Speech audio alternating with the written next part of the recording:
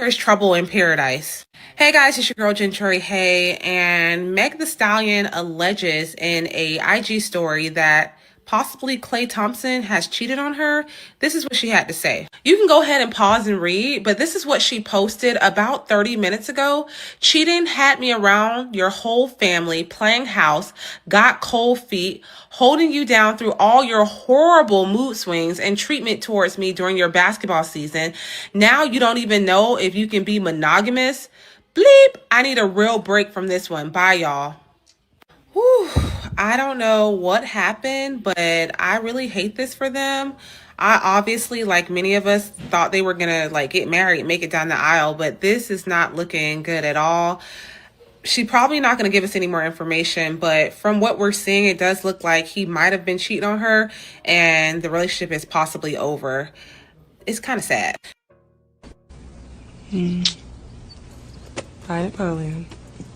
LaFonda is the best thing that has ever happened to me. I'm 100% positive that she's my soulmate. Napoleon, I'm sure there's a babe out there for you too. Peace out.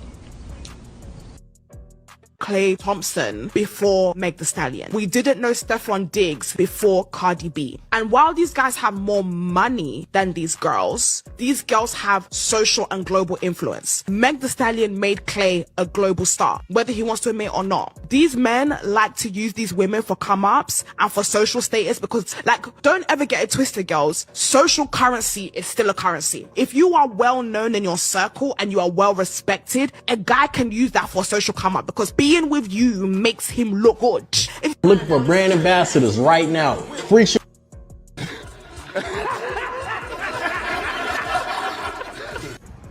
Yeah, this shit crazy, bro. You saw that shit, man? God damn it! You can't make this shit up!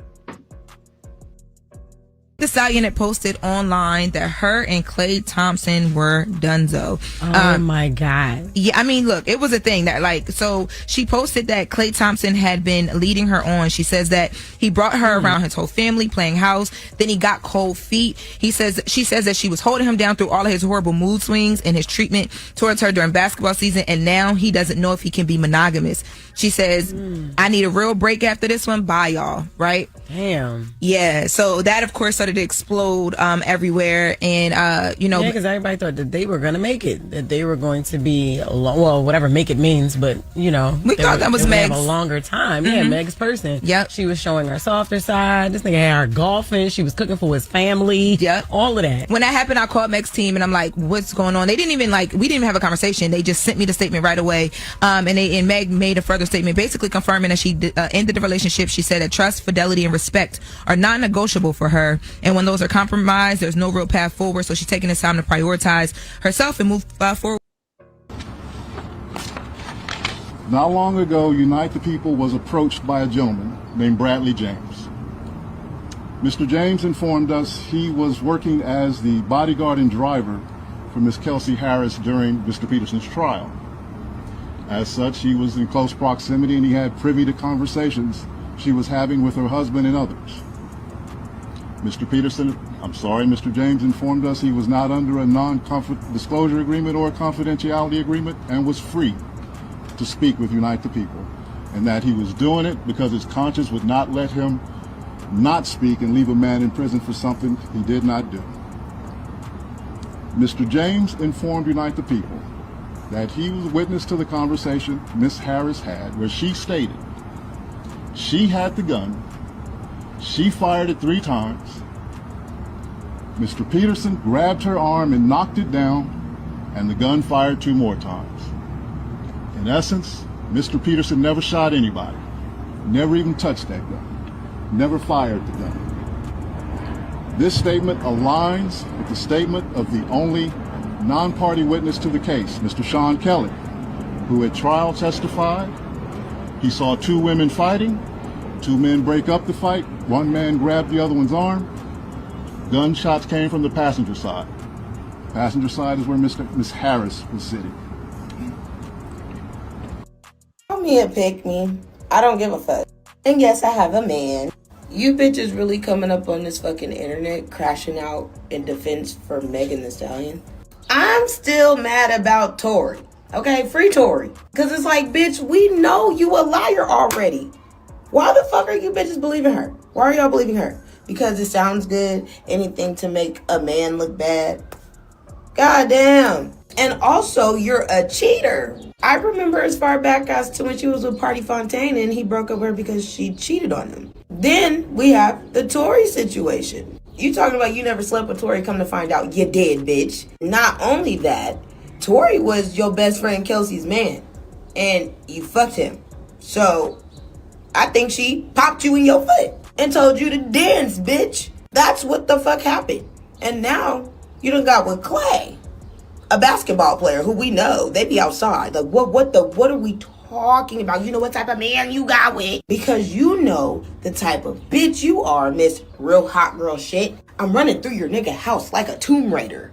Bitch, you made songs about you cheating on men. And if you weren't cheating on men, you definitely were promoting it. And you got with a basketball player who we know to be living in infidelity a lot of the time because they're basketball players. They're everywhere.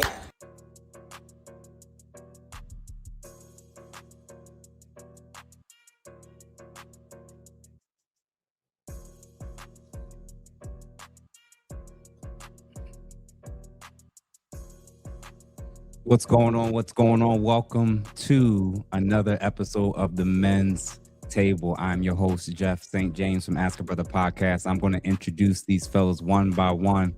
For starters, we have Mr. Darren McPherson, aka Bruiser. What's going on, good brother? No, you on mute. What's up, man? Can you hear me? Yes, sir.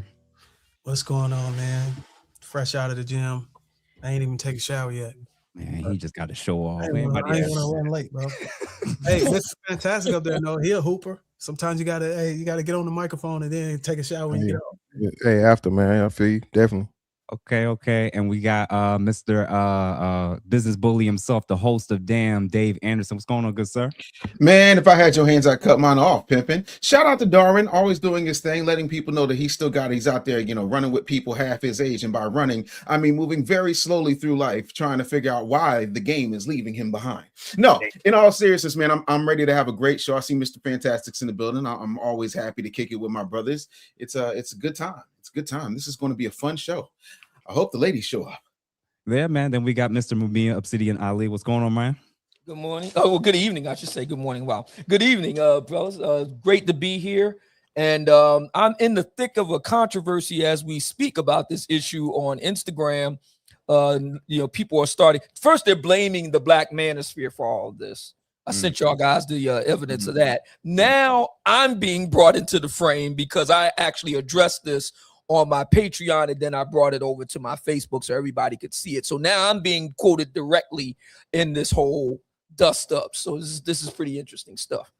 All right. And then last but not least, our guest for this evening, Mr. Fantastic himself. What's going on, brother?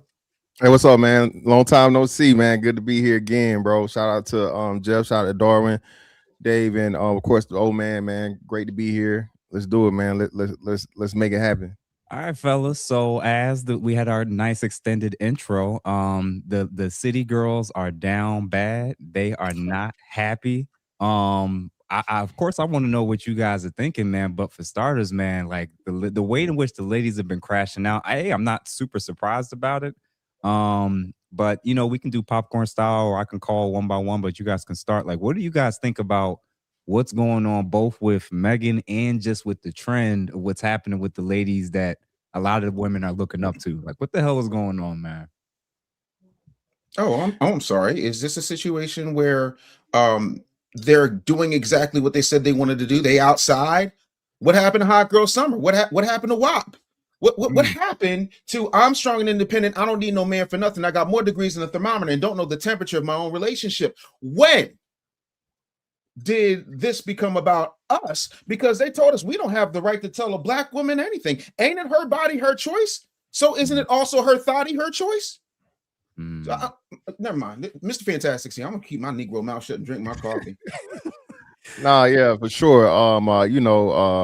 Let's say fun girl behavior being supported by a lot of undercover and out loud fun girls. You know what I'm saying? Like you said, WAP. real hot girl shit, all of these things, man, all of this promotion of promiscuity, and the women can't see one of their queens fall.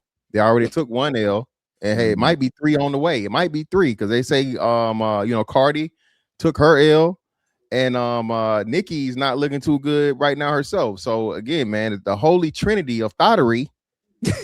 Not the holy trinity. The holy trinity of thottery, bro.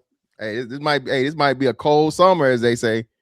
Oh man, Obsidian, what about you, brother? Like I said, I'm in the thick of controversy as we speak on these internet streets because I wrote a piece in response to one brother referred to him as the concubine Lee, the conscious Lee. Of course, he weighed in and does what he do. We understand that, and I decided to respond to him first in his actual comment section, then in an open letter in its own right, an official statement, if you will, from the Black Manosphere that was picked up and now is being dissected and whatnot. There being reports now that this is the Black Manosphere's fault. Of course, we knew that was coming, right? So, look, my thinking on this is this. The entire project of anti-respectability politics, of flipping the bird at bourgeois, middle-class, white, patriarchal norms, of the idea that Black women were striking a blow and smashing the patriarchy. That is what Megan the Stallion built an entire brand around. She has a right to do that. I have no issue with it. And before this week, I had nothing to say about it. I kept quiet. But I draw the line at Megan and those, and to be sure, it's not just Black women. I've been duking it out with Black male progressives. Remember the concubine Lee, the conscious and on the pandasphere side. I've been duking it out with them so that I draw the line at the idea that brothers like us, upstanding brother, Mr. Fantastic, sir, he did his 20 in the United States Navy defending our nation. Thank you, brother, for your service. Thank you for your service, brother. Thank you for Darwin. He served in the military, in the army. Thank you for your service. Jeff St. James, working it out with brothers on the street level for many years. Dave Anderson, record producer, comedian, father, husband, yours truly, never had a scandal, never been involved with baby mamas, never cheated on everybody, never beat anybody, didn't do any of this. I draw the line at this idea that upstanding brothers like us now owe it to Megan Thee Stallion and those of her ilk to be understanding now, to offer gentlemanly comfort and aid and comfort when they have done nothing but reject that type of stance. Now, do they have a right to do that? Yes. But all bets are off. Sis, if that's where you at with it, all bets are off. I'm done. I don't owe them anything. I owe them nothing. Okay? That's where I'm at with it. This idea that Black women get to do whatever they want in the 21st century, and Black men are held to norms and standards that we had no say in the matter. But we are expected to extend courtesies to Black women who have tinkled all over these norms. No, I'm not doing it. No, I'm not. No. Tinkled? I was waiting to see if somebody else is gonna cast some kind of word. Jeff, you know I'm on the job, bro. I got my coffee. Listen, it's gonna be a good show. This is fantastic, man. You had posted a clip up earlier, which let me know you had to be on for this panel, man. Like, from your vantage point, why are the ladies crashing out about this, bro? I think Obsidian kind of leaned into it a little bit. Black men dare have an opinion. Black men dare talk about, this woman being a habitual liar, You know, this isn't what we think. This has been proven through court documentation, right? You sat on national TV and said, "Oh, I would never." Oh no. And then we got on that witness stand. It's totally different, right? So, and we see the emotionality of this woman. She has a history of, you know, alcoholism, all these different things, and so on and so forth. But the sisterhood, right? The hive, as you might say, right? The 304 hive, they're going to protect it regardless, bro. It's crazy. We talk about the beehive, but it's really, you know, African Americanized woman bees, bro. That's what it is. It's crazy. They attack. You dare shake that hive, you dare say anything against one of their queens, it's over with, bro. So now we at war yet again, right? Yeah. Have y'all seen them talk about, well, what about Taylor Swift? What about Taylor Swift? I'm like, what about Taylor Swift? What the hell they got to do with me? What about Kim even keep up Kardashian? What about Kim Kardashian? Yeah, Kim Kardashian. I'm like, I don't even keep up with. The only reason we even know anything about this relationship is because Meg the Stallion brought it to the public and said it was over with. Amen. Amen. And shout out to Stephen A. Smith. Let me look in the camera. Stephen A. Smith, salute to you, brother, because you're the one that really drove it home. Listen, relationships and marriages end every day. Every day. And we all of us, men and women alike, of goodwill, things come to an end, a divorce, a breakup.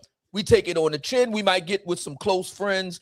You know, the fellows, we might break out a bottle or pass around some beers. The ladies, they might, you know, have some wine and cheese. And you kind of, you know, do what you do quietly behind the scenes. You dust yourself off and move on. Meg the Stallion didn't do that. I consider it to be manipulative. It was very emotionally manipulative for her to take her personal business, put it out there, put all this on Klay. I'm not defending him, but put all this on Klay Thompson and doing it for clicks and views and monetization and sympathy. And now it's a problem with brothers like us are saying, "Oh no, wait a minute, no, we're not buying it. No, we're not doing that."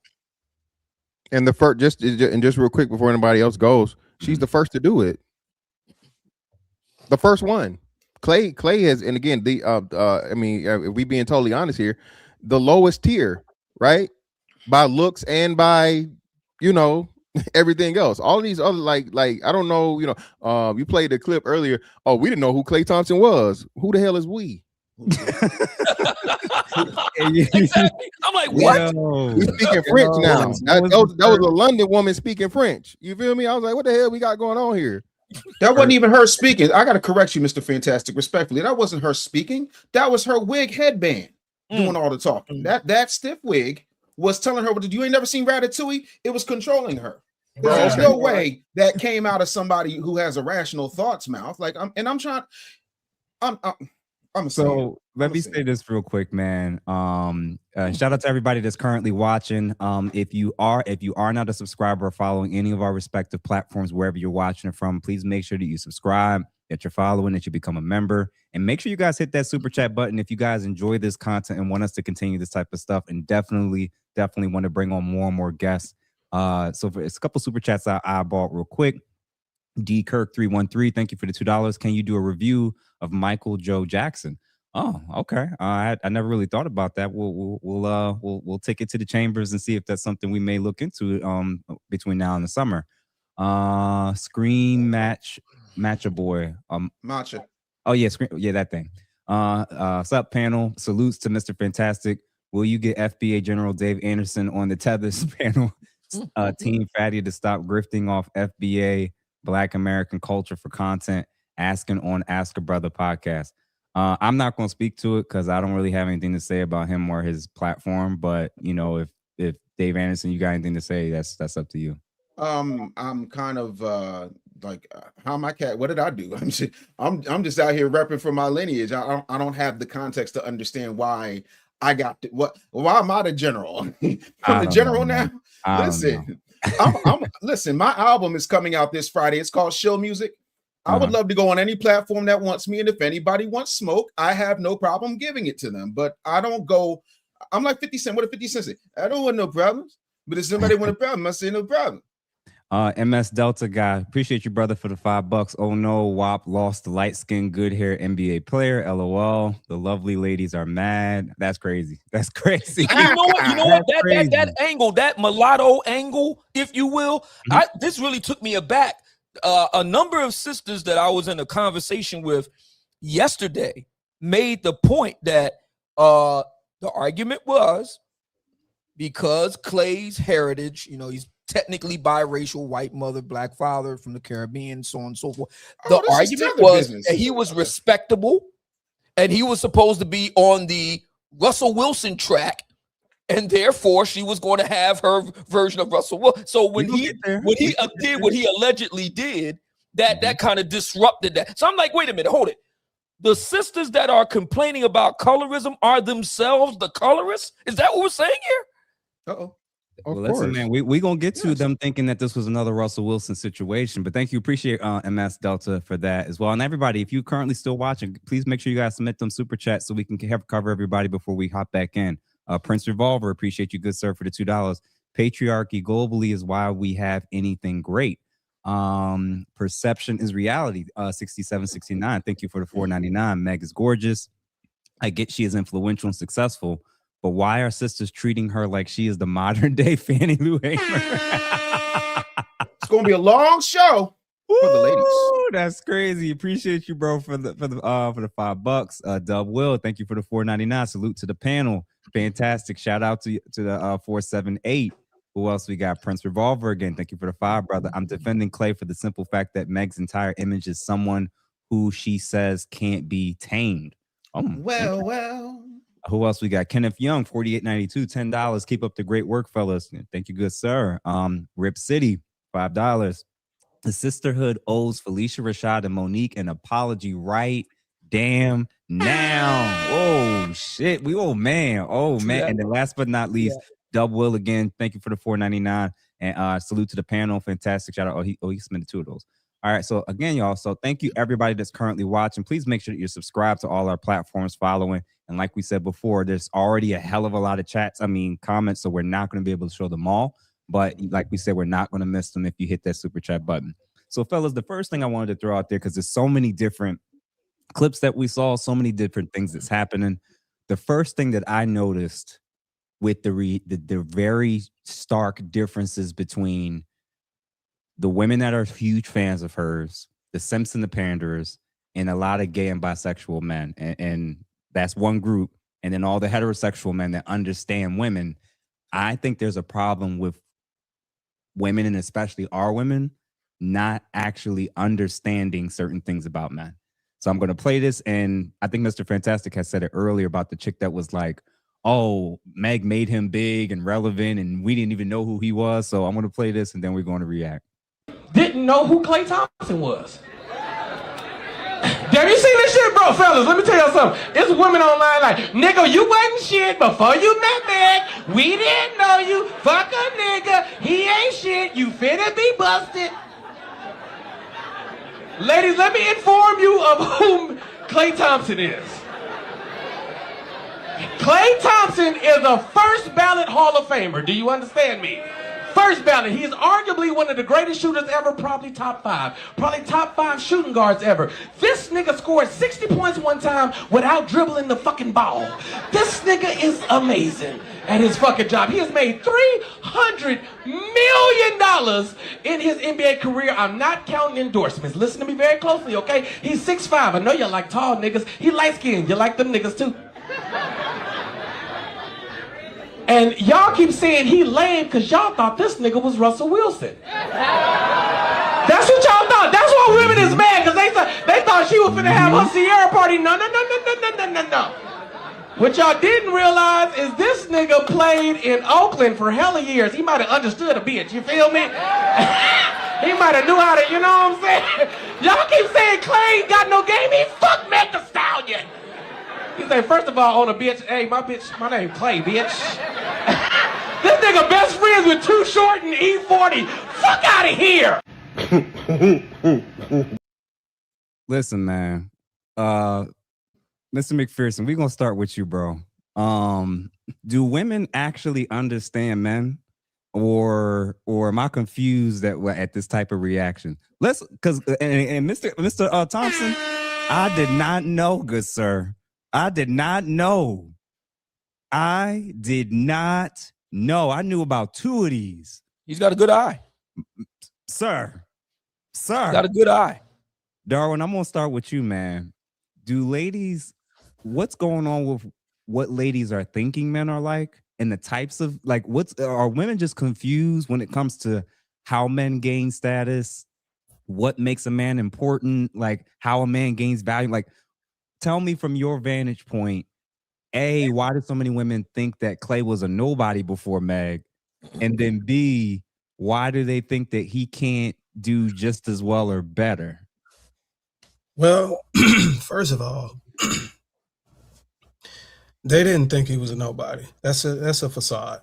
They knew who Klay was. They're just using that as an excuse to lighten the impact of her being potentially dismissed for a monogamous relationship. It's a gut punch. So the way to lower the impact is to say that he wasn't nobody. It's just a way to use sign language. Nobody was saying he was a nobody, and nobody knew him before Megan came out with that statement. Everybody knew who he was. Everybody knew he was actually number 2 behind Steph Curry on the all-time list of greatest 3-point shooters of all time. He's only second to the greatest. And it's not this list of women. It's not about an eye. It's just about a status in a bag. You don't have to have no eyes for these type of women. You got to understand the caliber of women that's in this lineup. It don't take nothing but just being able to have the status and the money. And it's effortless at that point. Having that genetic lottery and being able to have the game and status behind it just takes nothing but just showing up and just being present.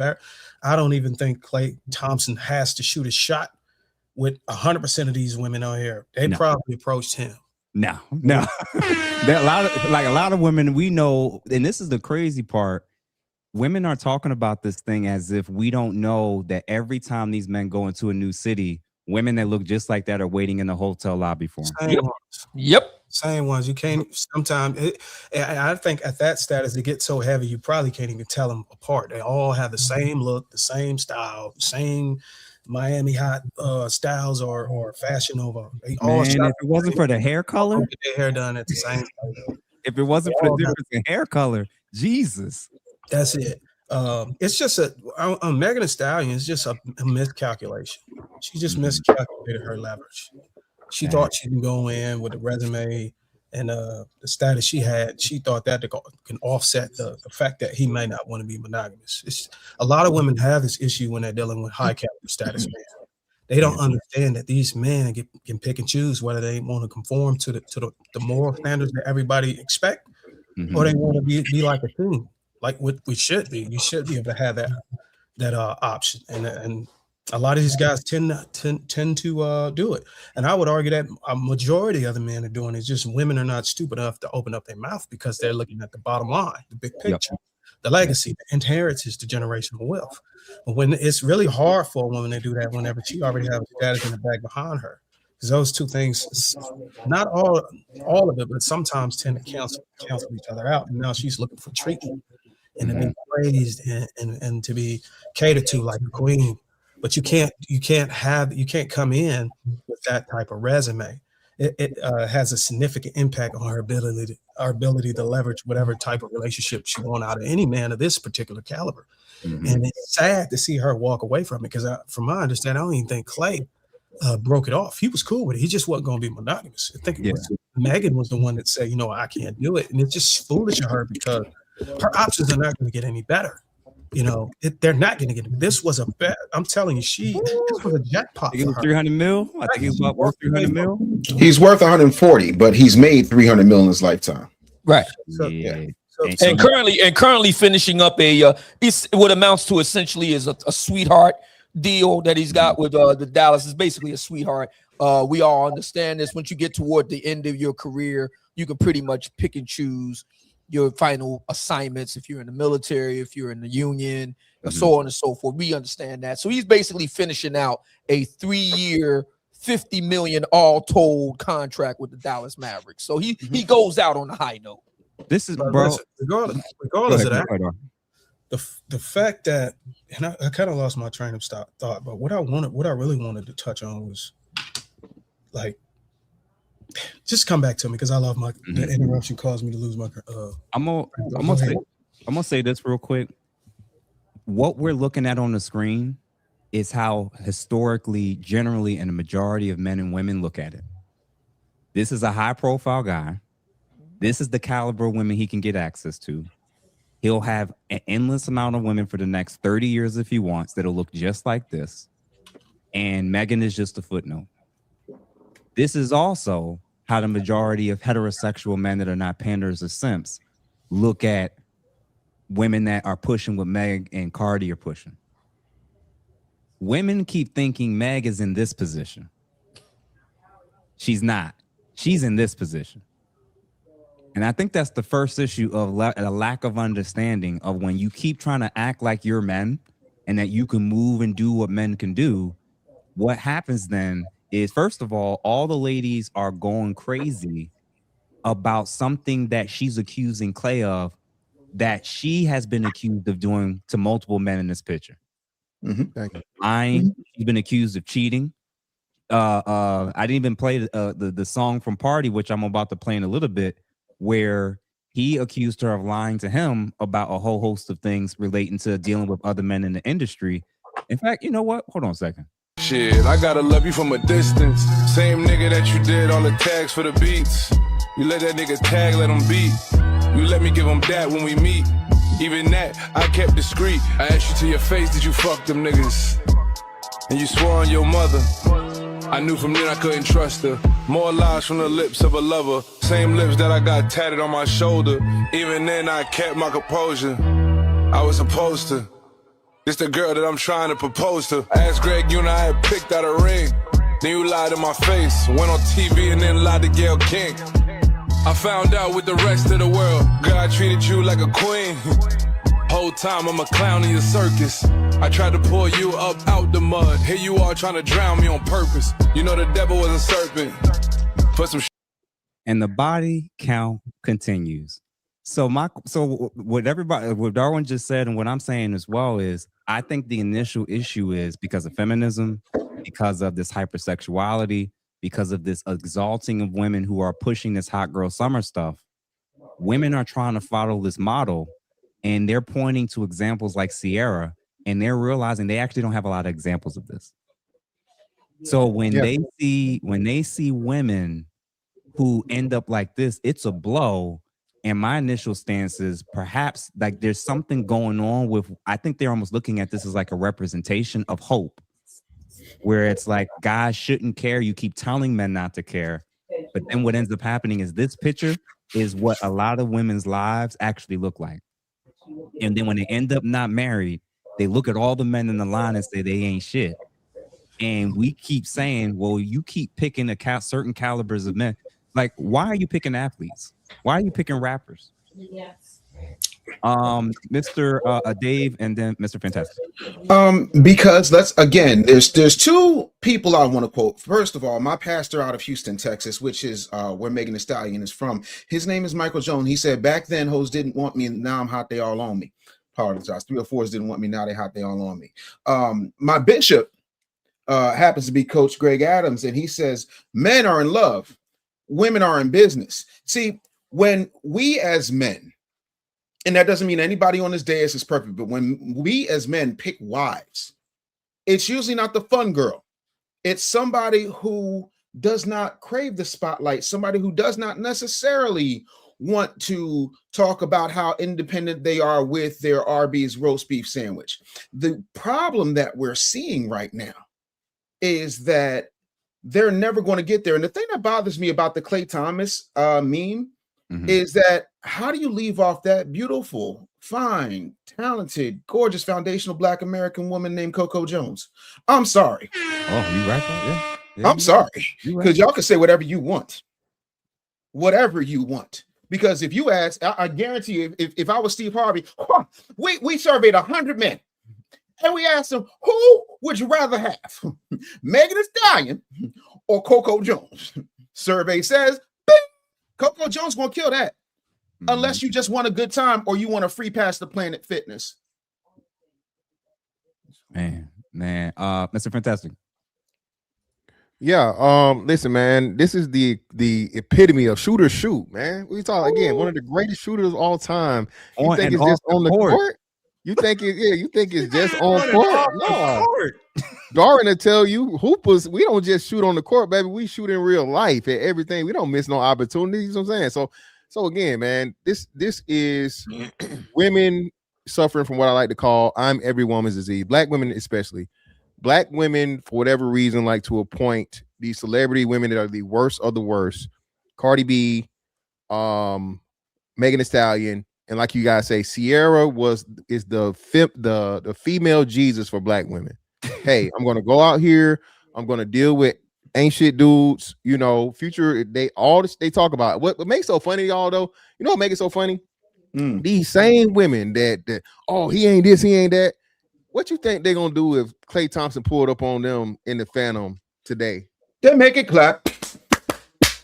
I'm sorry, Dave. I like to say mouth and legs, brother. Mouth and legs. Both They gonna make over. love to him with Megan's soundtrack on. Listen, all that, yada yada yada. So it's just crazy to me, man, when women cap like this, but it's just a coping mechanism. All women can do when they're dead wrong, instead of taking accountability, is cope and blame the men and attack the men. And like you said, for us, this is just simple commentary. Because like we said this when this started, when he went like, hey, Klay, bro, this is a bad look. No one celebrated Klay, and we clown Klay. Even the meme is clowning Klay. You the only one out here that's out here with this woman in public for real, outside of like partisan, right, or whatever. You giving her, I think he gave her like a Bentley or something, allegedly a house, all these different things. You treating the 304 like a housewife, brother. You breaking all the rules. But hey, it ain't tricking as you got it, as they say. He got 300 mils, so to him that's just a Tuesday. Yeah. But again, man, it's just crazy that these women love to speak from heights and views that they've never seen. Most of these women, like you said, are the bottom 99%, right? The absolute bottom. They have no idea. They're never even been within 10 feet of an NBA player or a millionaire, right? Yeah. So they have no idea, and they live vicariously through these women that tell them, what did Cardi B say? I don't cook, I don't clean, and then Offset put her on IG sweeping with no makeup on. And you feel me? Yeah, and Obsidian, I want you to come in next. I think my view of this is like there's a weird parasocial relationship going on, and I want the audience to at least understand a little bit of what this actually is and means. So when we say there's a parasocial dynamic going on, this is involving or relating to a connection that someone feels between themselves and a famous person that they do not know, a character in a book, film, TV series, etc. And the reason why this is so important, the stronger the parasocial relationship is to a person they don't know, an icon, a famous person, or in this case, women of this ilk. When these women take L's, these women get upset. So they got so upset at Offset about how he was treating Cardi despite the ways in which he treats men. They're getting so upset about this case with Klay, and it's because they have a parasocial relationship with like Mr. Fantastic said, the worst caliber of women. I'm going to start off because I think we've been actually, keeping our gloves on right now. I'm actually going to take my gloves off and say this. I'm not one of these guys that's cheering for anybody to get cheated on, men or women. I am absolutely happy with, and I'm absolutely rooting for these women to fail relationally. I am. And I mean it. I want the women that are setting our women up for failure to fail. I don't want the reward to be at the end for women who are twerking during presidential elections on stages. Women that are making the Black community embarrassing and living up to every stereotype. Embarrassing us every time they get in front of a microphone. How they display themselves. How they carry themselves overseas. Sending a message that our women can move like 304s, move like prostitutes, move like escorts, carry themselves that way, lie to men, drug men, And then the reward at the end is Russell Wilson and Klay Thompson. Right. No, I want these women to fail. I want them to. And I want them to fail in spectacular ways so that the women who aren't as rich, don't even look as good, recognize that's not the move. You just end up looking crazy. Because women that don't look like that, don't have that pretty privilege, don't have that type of money, and don't have that type of clout and status, y'all are trying to do the same thing, and then you're shocked and wondering why you're saying all men ain't shit. You don't even have the leverage she have, and she don't have that type of leverage over those men on that list. The only man that she had to have leverage on was the one she had to send to jail. And the second piece I'm gonna put out there is question: if men really believe that Tory Lanez is innocent, why would we cheer for her? If we really believe a black man is innocently in jail, and that the two witnesses that were not directly involved in the incident, the driver or bodyguard and a random pedestrian that was eyewitness, both said they saw a female with the gun, and that they did not see him at any point, and his fingerprints were never on the gun. If we really believe he didn't do it, why would we cheer for her? Exactly. Because all the ladies are struggling with why men are reacting or cheering and all. Like I said, I'm not cheering for the cheating part. I am absolutely cheering for these women to fail relationally. I do not want these women to succeed, because it sets a bad precedent. And this is exactly why so many of our women are, now we got to cheat back and we're going to cut men off and 4B and all. Y'all saying all this nonsense because y'all got a parasocial relationship with the most toxic, undesirable women for long-term relational commitment. And we keep telling you we have two different categories, and y'all keep trying to blur the lines, but your lives and your reality isn't blurred. They think it's one way when it's the other way. There you go. So that's what it is. Shout out to Marlo. Exactly. There you go. Shout out to Marlo. There you go. So I'm going to play a clip from Mason Cam in a little bit, but let me head to the super chats to make sure I don't forget. So guys, if you're currently still watching, I'm a little over 900 on my end. So guys, I'm going to say it again. If you're currently watching, please send this to 2, 3, 4, even 5 people with whatever channel, and all the guys that you see on the screen, please make sure that you're following or subscribed. Feel free to become members. My membership only $2.99. I don't know about Dave's membership. I don't know how much his is. How am I catching strays all night? First I'm a general. Now my membership is I got a $2.99 membership. Okay, listen, I don't know, brother.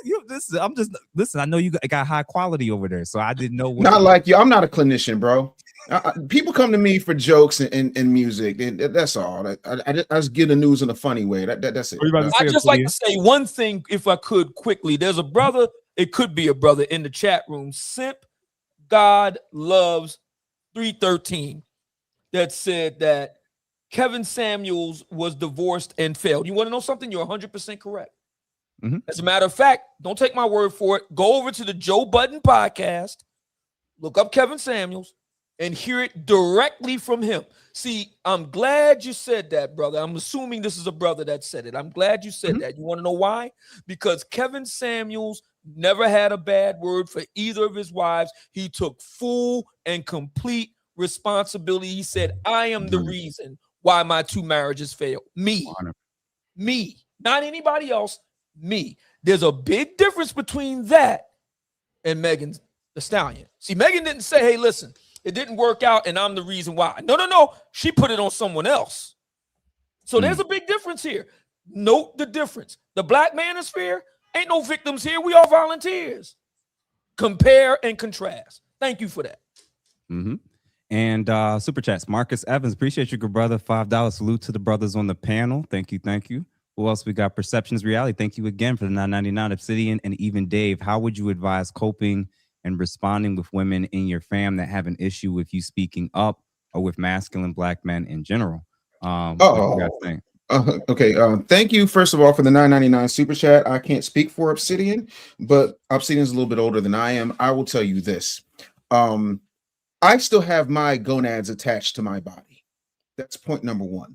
Point number 2, I am the head of my table. Point number 3, if I can't change the people around me, I will change the people around me, because if I cannot lead my household, I'm going to find a household I can lead. Period, point blank. I'm not getting into this apologist thing. I'm not apologizing for who I am. Masculinity has never been toxic. That's some Gloria Steinem, mainstream media nonsensical BS that I don't particularly subscribe to. My last name is Anderson. Everybody in this house's last name is Anderson. As long as you're playing for my team, in my league, on my show, this is how it's going to be. If in fact you need help understanding that there is a simp recovery program that Mumia and Jeff and Darwin have been putting on weekly, I suggest you go ahead and you sign up for that. But no, how do I handle it? I handle it by making it very clear from the get-go, ain't but one chief in the TP.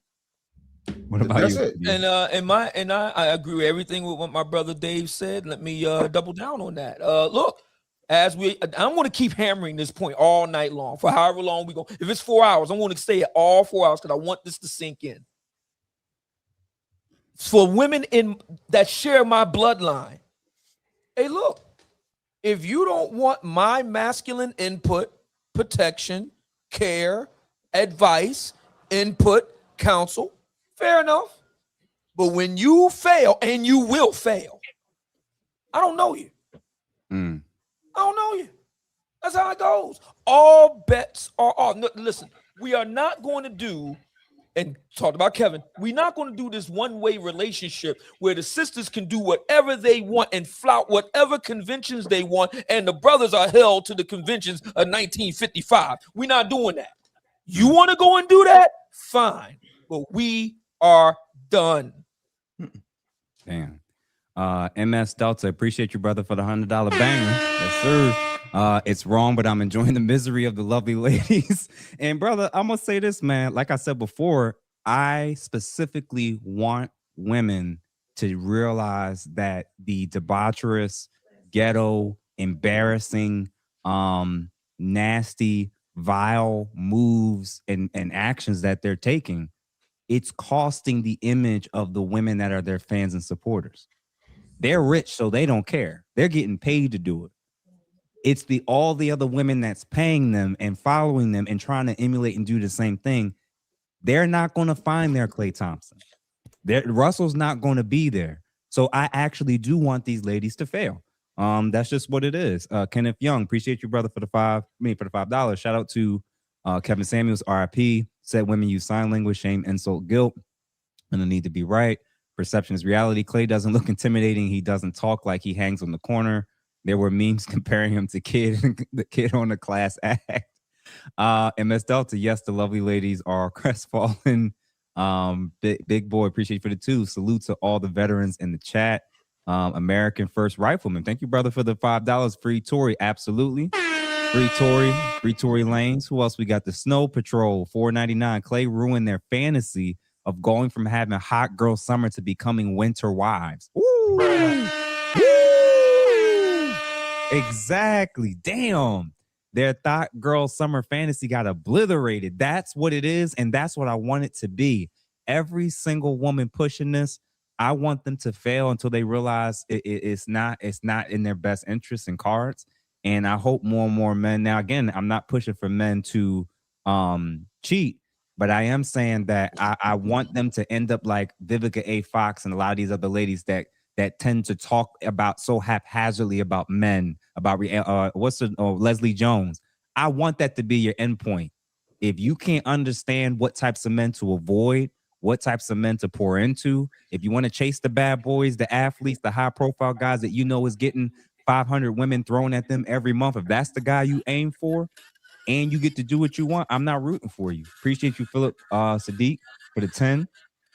Super B Mays, appreciate you for the 25. Yes, sir. And then last but not least, Prince Revolver. If she's saying what she won't do or put up with online, good chance she's already done it. Oh, absolutely. She's doing it and secretly wants it offline. Jeff, really quickly, I'm glad, and let's get this out the way right now. Look in the camera. We, the brothers at this men's table, we do not condone or endorse I got background music. black male infidelity. I want to say that again. Look in the camera. We here at the men's table do not endorse or condone black male infidelity. I want to make that very, very clear, because there's this idea that the black manosphere is going to Klay talking about attaboy. Yeah, no, we're not. No, we're not. Jeff made it clear. We are not supporting that. What we are supporting is for all you ladies out there that want to flout conventions, the white man's patriarchy, smash the patriarchy. Straight black men are the white men of the black community. Yeah, we want you to fail with a capital F. Yes, we do. Okay? That's what we want. So we just want to make it clear. Don't condone cheating, but we do want you to fail. Yeah, but it was it was never confirmed or anything that he was cheating. She simply said that he said he didn't want to be monogamous. So then she put out something ambiguous to make it seem as if he was. You see what I'm saying? And she has a record of this. So that's why I'm not even saying or whatever that Klay is cheating. For all we know, this was never an official relationship. You know what I'm saying? This was just a public situationship. Like, this is the first one we knew about. We just saw his roster. We just saw his material, and it's the only one where this man's 14 seasons deep. Like Obsidian said, this is probably his last season. This season coming up. We've never heard anything about all of these women that are 8, 9 a dime, finest women in the world, have a complaint about Klay Thompson. Now all of a sudden, the same woman that lied on a man and possibly put him away, you know what I'm saying, that said, oh, I didn't have sex with this man and then got on the stand and had to admit it, so she didn't have to go to jail herself. And now she's getting out here claiming that he cheated because he didn't want to be monogamous. I don't even know if she claimed that he cheated. I think the flock or the fan base ran with that because he said he didn't want to be monogamous. Nah, but she exactly, dog. Yeah, she posted a few things that accused him of that. I read it verbatim, man, that she was putting that type of energy and stuff and accusations out there, man. And then one of the things is when we talked about earlier about women keep trying to play the game through men's eyes with men's rules and getting horrible 304 outcomes. Mace and Cam had a conversation about this that I thought was fascinating. So let's take a look at that. What was she expecting? She get with Klay Thompson. What was supposed to happen? You tell me from Black Girl Magic. What was supposed to happen? What was the expectation? Yeah. From what I've seen, I thought they were finna get married. Why? That's what it looked like from what I've seen from the outside looking in. What make you say they was gonna get married? Clay's at that point in his life where it looks like he's ready to settle down. You know, he's with the Mavs, not playing as good as he was. The public posts, he never posts public relationships from what I've seen. Then like the Thanksgiving, like a lot of things. Does settle down mean settle? No. So what does settle down have to do with Settle it? down means, to me, settle down means we're going to choose each other and stop talking to other people. That's what I would think. Oh, okay. Cam. Stop making your relationships public. Megan Thee Stallion started with, and before I said something about Megan Thee Stallion, people got mad, but it's public. It started with Moneybag Yo, right? Then Tory Lanez. I'm looking at the list here. A rapper, Party Fontaine's. You know Party Fontaine's stat? Yes. See, I don't know Party. Shout out to Party. I don't know him like that. He's a songwriter. Then you got Romeo Lemieux. Well, I'm saying his name on you with a soccer player. And Torrey Craig from the Chicago Bulls. Klay Thompson. Look. And he was supposed to marry her? No, he wasn't supposed to marry her. Okay, That's the wait, list. wait. No, because I said why he crack his neck like that. But No, that list goes like this. That list goes like this. Can I finish what I have to yes, say? go The ahead, Cam. last No, you're second correct. is You were talking. You're right. You're saying stat. What if everybody's list is plastered? That's the thing. Everybody's list is not plastered. So when you put your information public and people have opinion of what's going on because it's public, you can't get mad at people being opinionated because you have a public relationship. I just said this. I said, I'm not sure if y'all wasn't here or where I said it. I said I would never do no public relationship because they always go with the girl, whether you're right or wrong and different anything else. If a girl cheat on a guy, another girl be like, well, what he do to make her do that? He may not have did nothing. He may not have did nothing. So when you sit there and be like, oh, our list is plastic, is it our fault nobody's sitting around digging, looking for Party Fontaine and the soccer player and the Chicago Bulls dude and everybody else?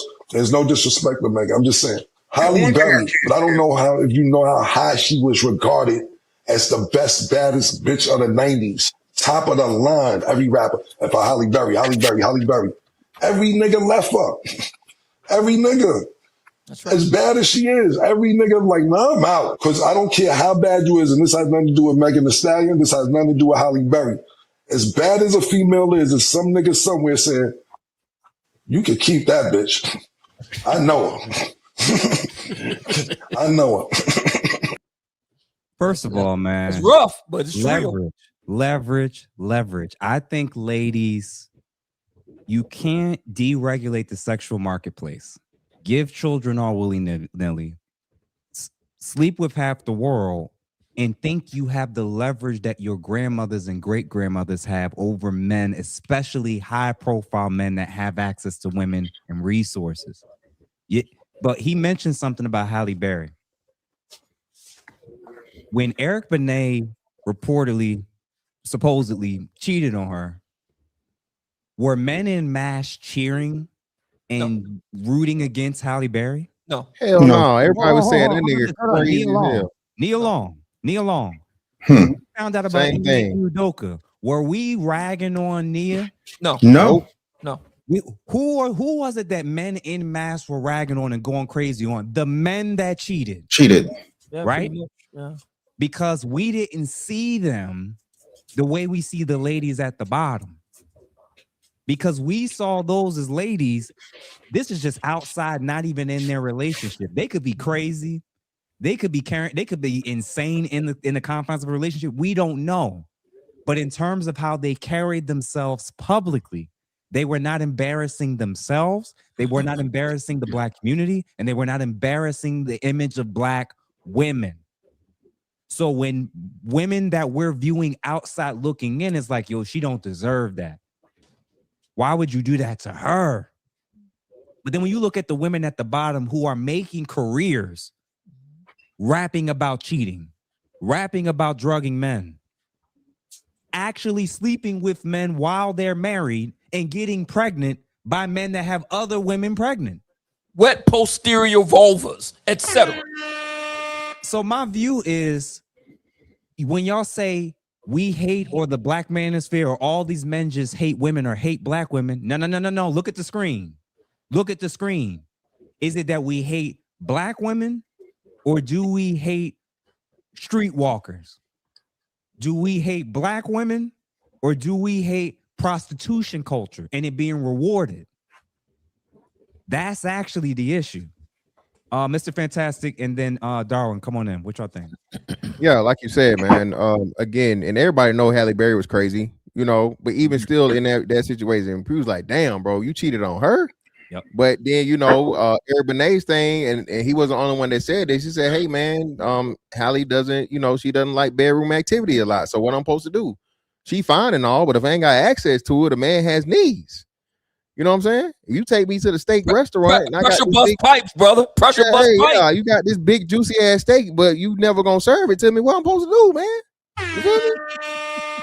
And you know what? He does make a point. There are ladies that they have a lower libidinal drive. I'm trying to be diplomatic. Yeah, libido. They have a Yeah, lower they know how, yeah. libidinal drive. I'm not knocking them for that. But if they get with a man, and it's been said that Eric Benet has a very high libido. If you get with a man like that, there's only two ways this is going to work. Either A, y'all not going to be together very long, or B, you're okay with outsourcing some of that. What was the what's the name had the inverse? Adina Howard. Adina Howard's husband said, hey, he had to let her go because he couldn't keep up. Yeah, so it works on both ends. You feel me? Yeah. So and like you said, it's a crazy thing, and this is literal, Jeff, that you put it this way, right? This is like a generational swap and shift of the identification of what a lady or a woman is, right? We respect, like you said, Nia and Halle, because they've never carried themselves in a whore culture. These women were, in their craft. They were actresses. Halle, of course, being one of the greatest of all time. And she may have had her own personal things. For the most part, they stayed personal, right? Mm-hmm. Nia Long the same way. We didn't know anything about her personal life post her acting career. We just knew she was in a relationship with M.A. and they had a kid and so on and so forth, right? So now, though, women identify with, and not only identify with, they want to be the bottom two women. You know how crazy it is? Jeff, Bro. I saw women defending Cardi B getting pregnant while she was still legally married and saying congratulations. Yeah. This is what we're talking about. This whole subculture of prom and baby showers being the highlights of the Black community. We actually think that's not a good thing to normalize. We actually don't want to normalize, especially amongst our women in our community that we actually have to work, live, and do life with, including in our families. We don't want the women at the bottom. I don't know. Like, we don't want the women at the bottom because we know what the outcome is. And most importantly, they're a cancer that spreads and influences too many of the young girls. That's the problem that people don't understand, right? Listen, a 304 going to be a 304. We not trying to save them. They don't want to be saved. We understand that they serve a purpose. The problem, that's what I say, the ecosystem is off, right? We have an overpopulation of the fun girls, the lady of the evenings or whatnot, what have you. It's way too many of them that's overrepresenting the outnumbering the quote unquote women, the women that will be wifeable, that will be motherly, that will be all of the positive things. And they're clearly the loudest. So when you have this overrepresentation, and they have the megaphone, they got the microphone, they got the emergency broadcast system, and that's the only voice you hear. What are Black men supposed to believe? And real quick, y'all, I got about 700 people on my end currently watching and only 300 plus likes. So if you're currently watching from any of our respective channels and platforms, at minimum, please like the video that you're watching right now. And at least please share to at least 2, 3, 4, even 5 people. Darwin, what you think, bro? Like I got nothing wrong. I'm not with the group whenever we say we don't want the Megan Thee Stallions to get the ring and that stuff. I don't care about it. I just want these women to be more compromising. I think that's the severe issue here that is unpopular to talk about. It's nothing wrong with you. I mean, I think guys want to date these women with these resumes. It's just that these women want to set the terms. And you just can't come into it trying to set the terms. I wholeheartedly believe that all of those women that were listed in that image, if they would have stuck around long enough, they would have got to the big picture. They would have got to the prize. Guys are going to get 60, they're going to get 70, 75, and they're going to be too old to be, slanging dick. So just wait it out. These women are just stupid. Just hold out. Compromise. You know what I'm saying? You cannot set the terms with this type of caliber of woman. You know what I'm saying? Y'all and the thing I think a lot of these rich men are learning is that no matter their economic status, no matter the bank account roll, y'all still have the audacity to treat them like the average man. You're still going to combat him. You're still going to withhold intimacy, weaponize sex. And a lot of these guys are saying, "What? That's not worth monogamy. Monogamy comes with a cost whenever you're this caliber man. You have to literally be compromising and submissive and feminine to these type of men. And sometimes you gotta shut your eyes. That's just the game. And a lot of these women are not willing to stick it through. Just stick it through long enough, and you'll see that these guys are gonna come down over their high horse. That's just the game. You can't. These women are coming in and trying to force the terms and say, this is what I want. No, you don't got, especially the ones who have the resume of the Megan Thee Stallion. You don't have the leverage. It don't even make sense. I would have been happy for her to be like, you know what I'm saying? You don't want to be monogamous? Cool. You know what I'm saying? Let's work through it. And I'll guarantee you, Klay probably would have worked through it and gave the girl a ring. A lot of those girls that was on there that probably was ringless would have got a ring, or they would have maintained their marriages and relationship. It's just, these women just don't, they think that a man of this stature can be conquered to the point where he have to conform to what the terms you want to say. It just doesn't work like that. And it never will. That's my question, Darwin. We weren't designed like that as men and women. You guys have to be more yielding. Darwin, I got a question for you, brother, real quick. And then Mamiya, you can jump in. Darwin, if they can't get regular Black men to do this, to marry them en masse, more Black men are married than there are Black women. If they can't get regular Joes to marry them, somebody just posted something that I think is incredible. It said, many Black women look up to Meg like kids look up to Spider-Man and Batman. These women are being viewed like superheroes, being called legends, and women are viewing this status on social media and amongst other women and thinking that translates to what you just said. They're getting gassed up by other women and not caring about what men are actually saying that leads to long-term outcomes. I'm going to say it as clear as possible, bro. There is no woman on the planet that has leverage over a man that's a multimillionaire. If you want to leave, you want to take half his wealth, you can. But if he has the ability to make that and he has the ability to keep making that, you don't have the leverage you think you have. A lot of y'all don't have leverage over normal everyday guys. Rank and file. Yeah, you just don't. You know what I'm saying? So it's like if it's not working out tangibly, y'all keep listening to women that's just saying, yeah, wear that, twerk that, get on that stage. I know you got a man at home, but go on stage and make out with Usher or Chris Brown. They're gassing them up in all the wrong directions. One lady said, I hope I can find it. She said, who do you actually like? Who are y'all attracted to? Because the ones that y'all keep listening to is women like this. Are you going to listen to heterosexual men or gay and bisexual men and panders? What are y'all actually listening to? Why do y'all only listen to women who you're not attracted to, ain't going to sleep with, and not going to be in relationships with? What y'all wear, how y'all act, y'all only listen to women. And then y'all shocked with these outcomes. Mamiya, go ahead. What were you about to say? Yeah, Klay Thompson. Let's get this straight. Klay Thompson is what, 6'7"? He's biracial. He is a 4-time NBA champion.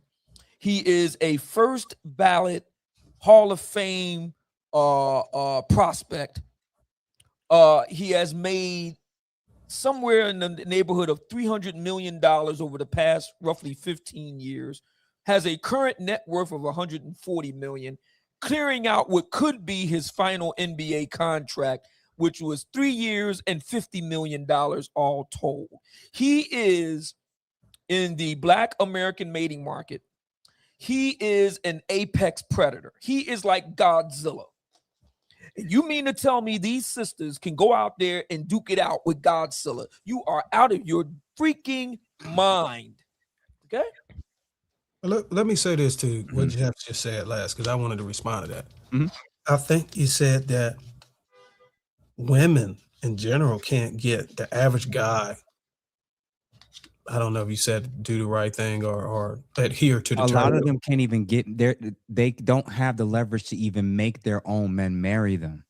In this community specifically, most women, there's more of us married than there are them. And I understand. But Megan, when we're talking about somebody like Megan-Klay Stallion, when I would say aiming up above herself, when it called, if we look at the status ladder, but if Megan-Klay status aimed either parallel or below herself, she can get a man to yield to her terms. It's just that it's not going to work. It's not going to work the way that it's going now. So if Megan-Klay Stallion picked up the average guy that works at Home Depot or somewhere, or AT&T technician, oh yeah, he most definitely going to be down for the program. But you're talking about a guy who can have an abundance of an apex predator throwing themselves at him. No, a megalodon among men. Right. Klay is a light-skinned sniper. We saw that list. And Darwin, you're right. It's true. She can aim lower in comparison. But if they're as hypergamous as we've been all claiming, then they got to end up with a Nicki Minaj situation. Exactly. Right? Go ahead, Mr. Fantastic. Go ahead. Well, that's what I'm saying. So they say all niggas cheat anyway, right? So when Megan Thee Stallion is niggas. Again, this woman has a history of not being faithful herself. So I don't even understand how this got put on black men when, again, this is just her alleged accusation against Klay when, baby, you testify in court on the record, all right, that you was out here, and then, like I said, the party dude had to say she wasn't just cheating with one nigga, she was cheating with some niggas. At least 3. And then you had a cross reference of where the baby said, hey man, my bad, my nigga. Hey, she told me you was just some, So this woman has all of her encounters public. That's the problem. What did Mario Winans said?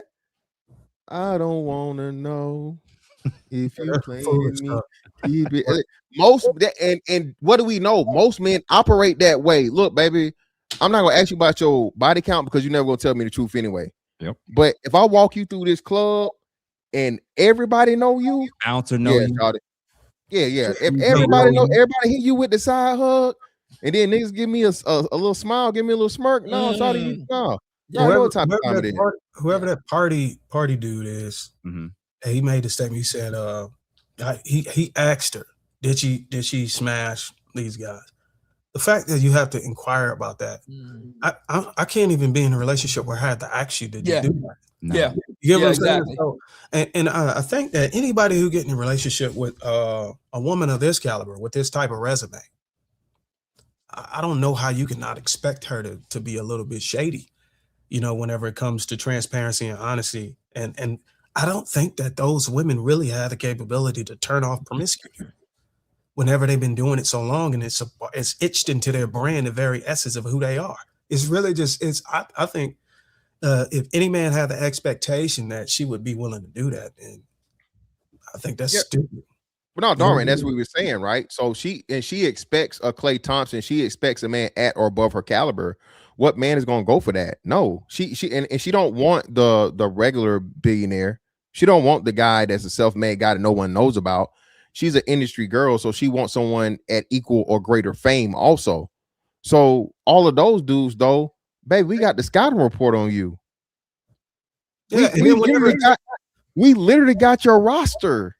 And if you look down, like, if let's just say a guy happened to marry this woman. When you marry, and got guys who are married, when you marry, you do some things with your wife. It ain't always missionaries. Sometimes you go down there and you get down on it. Can you imagine after seeing a list like this float across? Absolutely not. And then now you gotta go down there. Eating out the listen. You gotta go eat the Jay. Oh, and that's what you call. Yo, what's going on? That's what you call eating out the project garbage can. You see all these speakers, Hell no. fans playing. And you're like, yo, I got you. I just can't. Oh man. Hell no. Yeah, so we were talking. Listen, we were getting at, and McPherson mentioned this. Everybody on this panel kind of alluded to this. Women keep trying to view this through a men and women are equal in terms of what we're attracted to, what makes us, work and fit. I'm going to play a brief clip, and then we're going to hop into the lesson of A, why we shouldn't be surprised when something like this happens, and B, what would a man who has a daughter, what would he tell his daughter when it comes to dating professional athletes? Because this is a big issue where the women are gassing these ladies up about dating rappers, dating athletes, dating these high profile men when they know what comes with dealing with those men and then acting shocked when it happens. So for starters, this nonsense. And Klay Thompson are actually equally yoked for each other. Megan Thee Stallion and Klay Thompson are a PR relationship. What could Megan Thee Stallion and Klay Thompson ever talk about? You're about to see. They have both achieved the highest awards you can get in their respective careers, with Megan getting 3 Grammys and Klay getting 4 NBA Fuck this got to do with being equally yoked, but let's continue. championships. And for the astrology girlies, Megan was born February 15, 1995, making her an Aquarius, and Klay was born February 8, 1990, making him also an Aquarius. Astrology? So yeah, let me know in the comments all about, the astrology part of it. And this is a talented and educated couple. Megan is a graduate from Texas Southern University with her bachelor's degree in health administration. She kind of eats him up in this department because Klay did declare for the NBA draft after his junior season at Washington State University, but he still did what he needed to do. And we all know Megan is a dog mom and Klay is actually a dog dad. And we already saw them working out together, and now they're playing golf together. He's teaching her and getting her outfit and everything. They're having a great time. Exactly what we all have been saying. Women don't know and understand men at all. They take what they're attracted to and what they think they have in common with men and think that translates into anything. Outside, when I looked at this list, you want to know the only thing that will probably be like legitimately be like, oh, we got the dogs. Them both liking dogs. Ain't nothing on this list gonna make me think Megan Thee Stallion is wife material. And she said, she eating him up in the Department of Education department. None of that shit matters. She's got a degree in health administration, but she's That out here, doesn't, bro. out here Would you, exchanging vagina juice with the health admitted. And ain't nothing healthy about none of the shit she got educated about. bro? Bro. What did we say? What did we say? We was like, what was it? How did that degree help her with this? It didn't. And I guarantee you, bro, she is not a flawless victory. She's not going through all of those brothers without getting at least chlamydia. Nah, bro, you better take it back. Take it back. I'm just saying. Allegedly. I didn't say she didn't have it. I'm just saying it's very unlikely that you're able to go through that amount of partners. At least catching something. Man, oh my God. And it might have been can't do it. Can't do it. Bro, like when you look at this list, it's just nonsense. They're talking about birth signs, what award she won, her degree. What did any of that have to do? Hold on. What did any of that have to do with this? What did any of that have to do with this, gentlemen? How did that public health administration degree? Why wasn't that used in this scenario? Yeah, that's definitely why I want to dwell again. What in the hell is a degree like making it to heaven for black women? I really don't understand these things. And again, my health administration, that's like what? You like a secretary at the damn hospital? What is that? What's the equivalent of that? Sitting at the damn front desk. Yeah, sitting at the front desk. Dave, go ahead and jump in there, bro. A degree in health administration is basically go ahead and fill out these forms in triplicate, and the doctor will see you in the order in which you were received. That's point number one. Point number two, you have to understand it, and when I say this respectfully. We do not care about how many degrees you have. I don't give a googod fart about your education. Y'all do, because you measure yourself up against other women and what other women have, as if that is a thing for us. For men who have a twig and berries, we don't care about that, right? We care about whether or not you are cooperative, whether or not you listen, whether or not you pay attention to what we're talking about when we give you leadership or advice. When you choose not to listen, you get what you get and you don't throw a fit. But what you are going to get is withdrawn from the situation. The second thing that I want to say, and when I say these views and expressions have nothing to do with the men's table. Mr. Fantastic, wonderful to meet you. He's not responsible for what I am about to say. As a person who has grown up in what you would consider Hollywood. Hollywood is not a place, it is a culture. That culture is filled with certain things, and when you go against the grain, certain things happen. I have seen people who grew up with my mother thrown in jail for charges about things that they weren't even there for, have been documented that they weren't there for, and they're still paying for it to this day. I know individuals who have decided to move away from the system and make, I don't know, let's just say $1 million in an hour without any type of corporate involvement. And all of a sudden, you know, a pum that they never touched becomes the smoking, you know what? And it's funny to me, if we want to talk about this, I don't want to hear this narrative of, oh, you're bashing black women and this is sassy and that is this because we're so educated, we're so degreed, we're so famous, we're so wonderful, we're doing all of the, you're a high school guidance counselor. Calm down. On top of that, and I thank you. I need you to understand, I have a PhD too. I have a PhD in Thoughtnomics. Okay. And Thoughtnomics 101 says, all of you, whether you are degreed, whether you are a thought pocket with clear heels, whether you are a single mom who has a roast beef sandwich like Afghanistan, pulled out badly, bombed out, and depleted, you need to understand that when you are participating in the very culture that you say you don't respect, you are judged by the least of you.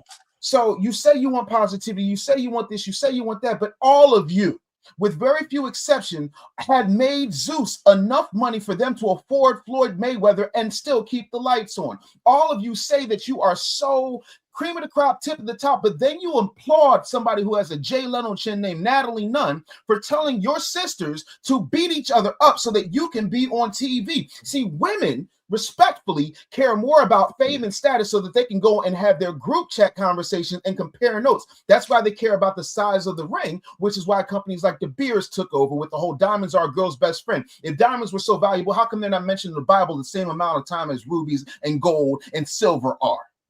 You bring a woman a silver ring with rubies and watch her laugh and tell her group chat that it's not going to happen. And then on top of that, where was all of this shame?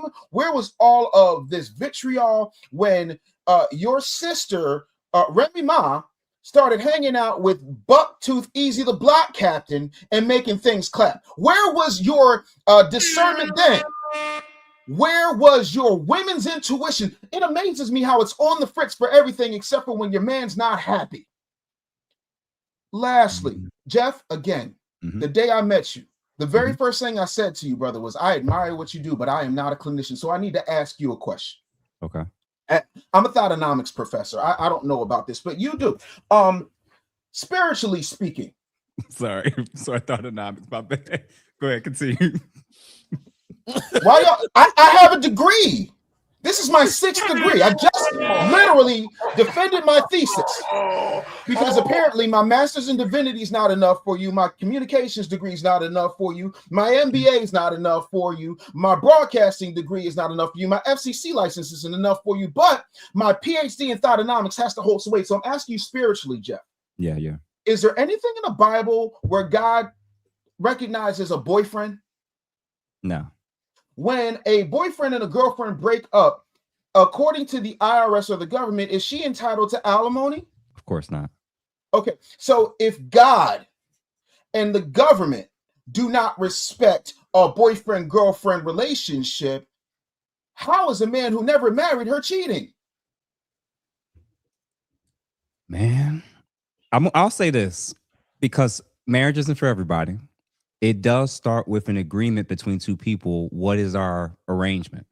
And when she revealed that message of him basically saying something along the lines of he can't be monogamous, the impression was up until that point, he was expected that he would. Right. Whether that's a ring, whether that's with the state, whether that's amongst us, or whether that's before God. We'll get to towards the end how I think that regardless of where we are in the spectrum, once we've established what we're doing, you now can hold me to that. So what Mamiya says, he said at every panel at this point, guys have to set the tone from the beginning. Oh, absolutely. If you're gonna have a rotation of women, if you're gonna have multiple women, it's better to start the tone there and set the foundation there. Because I think what's happening is when we have this influx of Dave, what you're saying, we have so many people that's not married and are ending up in situations like this. And now we have all these negotiation and argument and what's faithful or what's cheating or this or that. I'll keep it simple. If the expectation was that she wasn't supposed to do things with other people and he wasn't supposed to do things with other people, it's fair for her to be rightfully upset and bothered by the time and effort that she invested in the situation. I'm the outsider looking in that saying she doesn't deserve to be cheated on, or if allegedly, according to what she claims. But optically, I don't want people who do what she does to get an outcome like that teaches women, that everyday women in our lives and in our circles and in our communities, that they can do the same thing and expect something similar. That's what I care about the most. But I'm going to put something up here from a comment. It's from I guess it's Ann or 21. Why doesn't he get the same type of graphic Meg did with all of his partners? You want to know why? Because women don't care. Because women don't care. In fact, it attracts women more. If anything, yeah. Because Jordan Jackson. I'm sorry. Because when a guy can get access to other women, that is an attraction trigger for other women in terms of mate selection. Absolutely. It's called pre-selection. Pre-selection. When I see he's getting the other women are looking at him and thinking he's fine, now I want him. They vetted him. And Jeff, not just that. Yeah. the level of woman, the top echelon of women. That too. So that's why you want arm candy. That's why you want the most attractive woman in the room to be there with you, because you know that's all women respect and understand beauty more than anybody else. Yes. Because women, if they aren't a benefactor of it, they envy the women that they have to see get what they want for the rest of their life, and they're never going to be able to attain it, right? Yes. So this is what these women do, right? And this is why they live vicariously through it, not just from a attractive standpoint, but like I said, the lifestyle. I can go out here, I can have a laundry list of men that are nowhere near, and mind you, like I said, regardless of all of these men are still quote unquote high value men. These are millionaires at least, right? All these men are famous. Baby, your baby daddy got a limp and a hook arm, baby. That's your baby daddy. Hey, they forgot Blueface and yeah, they forgot some dudes, man, and even the unknowns, the boy from the league, 4 guys that's not on there, bro. But this and with what you said, Mr. Fantastic, one way for ladies to understand this is simple. A lot of ladies will look on that screen and would love 6 months to 2 years to just have been in, to be able to have experienced it. There's for us as guys, most men would only sign up to be the next guy in line to do that, but he won't wife her. It's because y'all keep thinking that men and women see this situation the same way. We don't. There's guys that's not even gonna get in line because they think it's disgusting. And then there's guys that's like, this is just gonna be fun. It's a good time. I'm gonna have my run.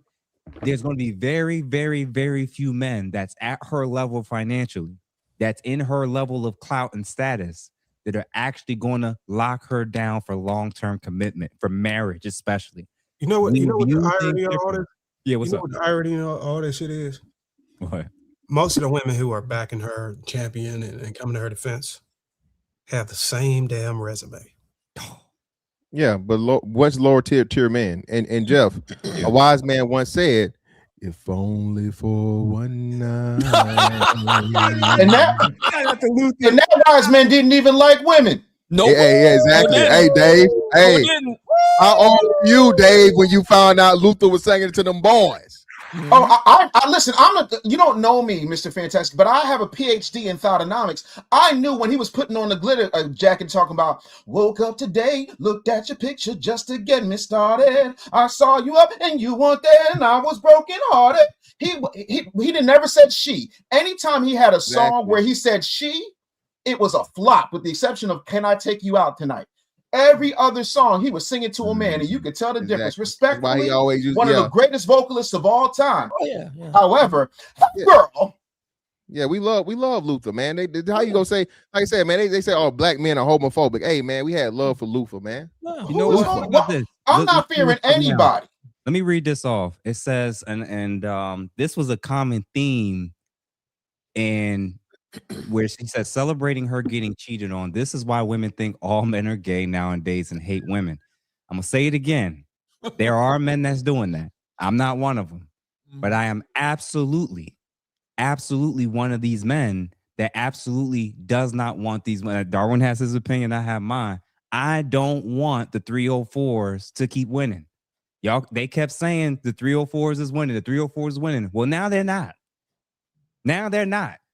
They're not batting well with the rappers. They're not batting well with the athletes. They're not batting well with high profile. And it says, is this not weird to y'all celebrating another man cheating in his relationship like it has anything to do with your life? But y'all are crashing out over the same situation from the other angle. And my argument is this. It's like Mr. Fantastic just said, and and Darwin as well. A lot of y'all don't want to acknowledge this is y'all track record. Except the dudes, it's Tyrone. It's Jeremy. It's Anthony down the block with the missing limb. With the missing limb? Yeah, it's Really? the deadbeat baby. That's the broke baby dad that can't even afford $20 of child support a month. The reason why y'all want these women to win is because it instills false hope and belief that y'all can get it too. So when y'all making posts and statements and monologues like this, it does not gonna have the impact y'all think it's gonna have on. on us. Women are learning and realizing in real time, fellas, that they're losing leverage in real time right now. That's why they're trying to shame. They're doing documentaries on the manosphere. They're doing everything they can. Posts, monologues, reaction videos. They're saying you got to ask how he feels about Megan before you date him. They're trying to come up with all these tactics. And they act like we not on the same internet when Shira 7 and all these other ratchet beasts is recommending advice about how to steal from men and take advantage of men. Like these ladies don't know the internet is unregulated. We are seeing what they're doing. We're learning the cheat code. We're watching what you're doing. We're watching who you're idolizing. You're getting married less. Men are moving different. Some men are even starting to date out the country or out of the culture. And y'all still think these comments mean anything? Bro, And Dave, what you said, man. Actually, I'm gonna bring this up at the tail end. So this concept, and somebody said here, fans react to Klay Thompson, Meg the Stallion making jokes about the Stallion don't mean men hate women, they hate 304s. Y'all keep the reason why y'all keep saying this is because y'all see those as interchangeable nowadays. That's actually what this is about. Y'all see women and women like Cardi B and Meg the Stallion, y'all see those as one and the same. That's the problem. While every time we critique them, y'all see them as us critiquing black women because y'all see it as one group. Well, look, Jeff, it is a unified front, one group, one covering, one title, one box. So that's one why destiny. And guess what? When you're doing it and acting that way, this is why you think that we're talking about you. No. We're not talking about all women. We're talking about the women that's doing the exact same thing. Only hit dogs are hollering. The women that's not moving like that don't even care about this topic like that.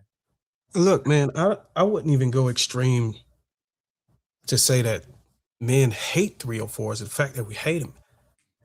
Obviously, we don't love them, but it's not a matter of hating 304s. It's just a matter of you know what it is, Dar? Let me caveat. We hate them being not you, but a lot of men hate them being pedestalized and being treated with the wrong message.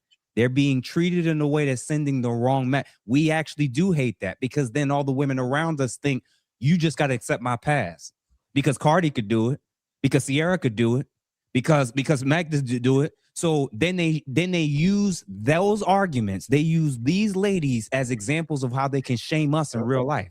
So no, you're right. A lot of men don't actually hate them. What we hate is them getting the privileges that they're not supposed to get. Yeah, we just hate the entitlement that they still try to hold the entitlement that a woman who don't have that record or resume will have, and it's just misconstrued, messing the money in the water. You can't afford for those type of women to win. Like you said, Jeff, you said it earlier. Them winning causes a loss for the whole entire community, right? And not just just presently, but for the future that's to come, because it sets a horrible precedent and it's setting an example for these young girls, right? You feel me? So and as men, we understand that. As fathers, we understand that. As brothers, as sons, as whatever.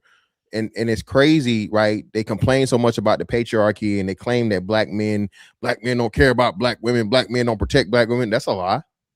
You know what I'm saying? I'm if when any of the women that are close to me or around me, they feel the safest in the world. You know what I'm saying? They've never got anything to worry about. But black women operating outside of how a woman should act, and then telling every black man that he should be willing to be Batman, put his drawers on outside of his pants and risk his life for a complete and total stranger that won't even tell you thank you for holding the door open for them.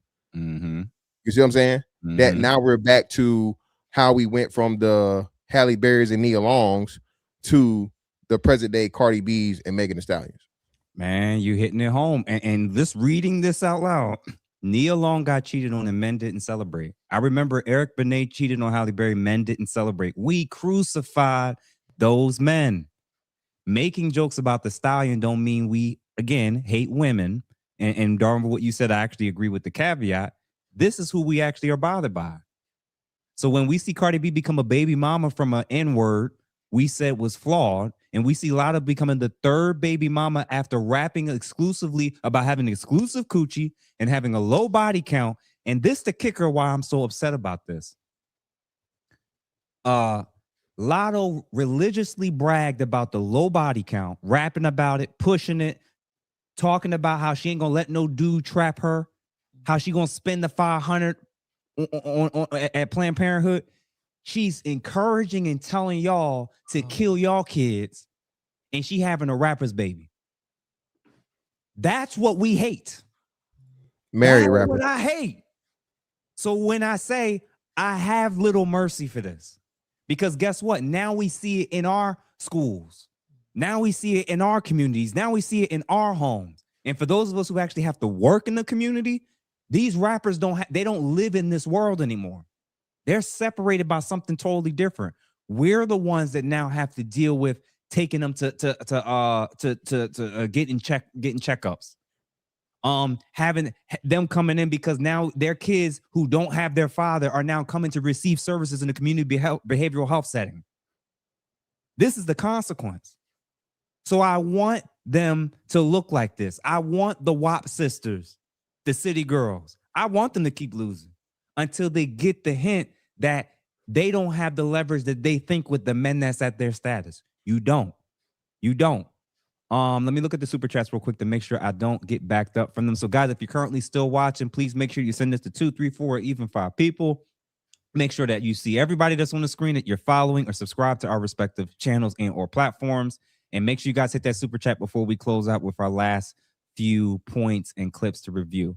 KP, appreciate you for the $4.99. Clay is back from way downtown. Bang! Mama, there goes that man. And Mark Jackson voice. Shooters going to shoot to whole family.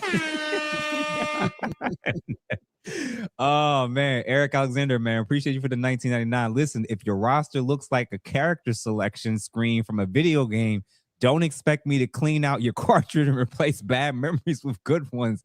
Appreciate you, brother, for the $19.99. And man, thank you for the $1.99. Women now are planning a cheat first summer. I'm gonna be honest with you, man. There may be some idiots that's actually going to try it. I took it as a joke, but again, it proves a greater point of this is so normalized to where they think it's fine to say this out loud, including when ladies are going to concerts, male concerts, and they're videoing themselves and saying, I forgot I was married. I forgot I had a man at home. Like the guy, imagine men saying this insane stuff. This is what these types of women have helped normalize. This is why when there's time to reach out to and market to our women and to our community, they're reaching out to women and saying, hey, we don't need you for a good speech. Can you twerk? Can you come in and embarrass us a little bit more? That's the bar that the women that y'all idolize, and that's the bar of how they now see y'all. And the worst part is they did it and y'all still supported it. Y'all still supported Antoine. Appreciate you for the $1.99. Memes out calling for Clay. The 304s for Clay. Look it up. Whip City, thank you for the $5. Our sisters want a man that has great notoriety like a king, but somehow expects the loyalty of a butcher, the baker, and the candlestick maker. Jesus. That's a bar. That's crazy. Jesus. Prince Revolver again. Thank you, brother, for another $10. All of their heroes end up going in the opposite direction. Beyonce was Miss Independent until she got married and had kids. Imagine men taking dating advice from The Weeknd via his music. Absolutely not. MS Delta, thank you for the $5. You are wrong. My uncle is 75 and still slinging. Yeah, man, I went to tell you, when you get them drugs in you, brother, they supercharged, man. I don't know if I ever had. Know what I'm saying, bro. You didn't hear about the retirement homes when the STD rates be going up. Listen, if I got an uncle out here that's 75 years old slinging, bro, I don't even want to know what you doing with your stuff. Just keep that. Average, thank you, brother, again for the $5. Average women view average men as beneath them, but shame men into thinking they don't even deserve below average women. Thank you again, bro, for the $2. Bro, she pulled a yoked list from middle school. Mr. Donnie, thank you for the $5. And so what's the excuse now? Did someone put mercury in the Gatorade, or what are they going to say? Demetrius, thank you for the $10. Man, someone just put out a video saying that he was spending $700K a month on her. She was using him. I'll try to ping the video. hearsay. I'm not even going to go into it. Neither of them are probably ever going to confirm that. So it is what it is. Thank you, good brother. Yes, sir. It's another $100. Y'all black men are so brilliant and funny. I appreciate everybody. We love the fact that you all are enjoying this, minus the few people that's crashing out in the chat for sure. Pride of the Lion. Thank you for the $199. Where was this energy for Derek Jackson? Man. I ain't think of this. I said it. I said it. But you did. Here's the thing. Again, Dr. Anderson is on this. Let me explain something to you. Y'all love this. You love this. What did Chris Rock say? Damn near almost 30 years ago. You know, if a man sees a girl, nice girl, whatever, says, hey man, you know, my dude's got a nice girl. I hope I find a girl like that. Women see a guy that has everything together and says, I want him. And that's the thing. And I'm sorry, I know a lot of you are not going to like what I'm about to say, but again, I did not create Thought Life. I diagnosed it. The president of the United States said, or it was leaked in October of 2016, right before the election, a conversation he had with Billy Bush. When you're famous, you can do anything. You can do anything with your famous. You can even grab them in the... As a person that grew up in the culture of Hollywood, I will tell you, I ain't never seen a dry backstage a day in my life. At all. Not for Jamie Foxx 91, not for Guy, not for New Edition, not for BBD, not for the Jacksons, not for G Unit, not for Eminem, not for Bill Cosby, not for Ricky Smiley, not for anybody in any arena where there are people who have a net worth in the 7 figures at minimum.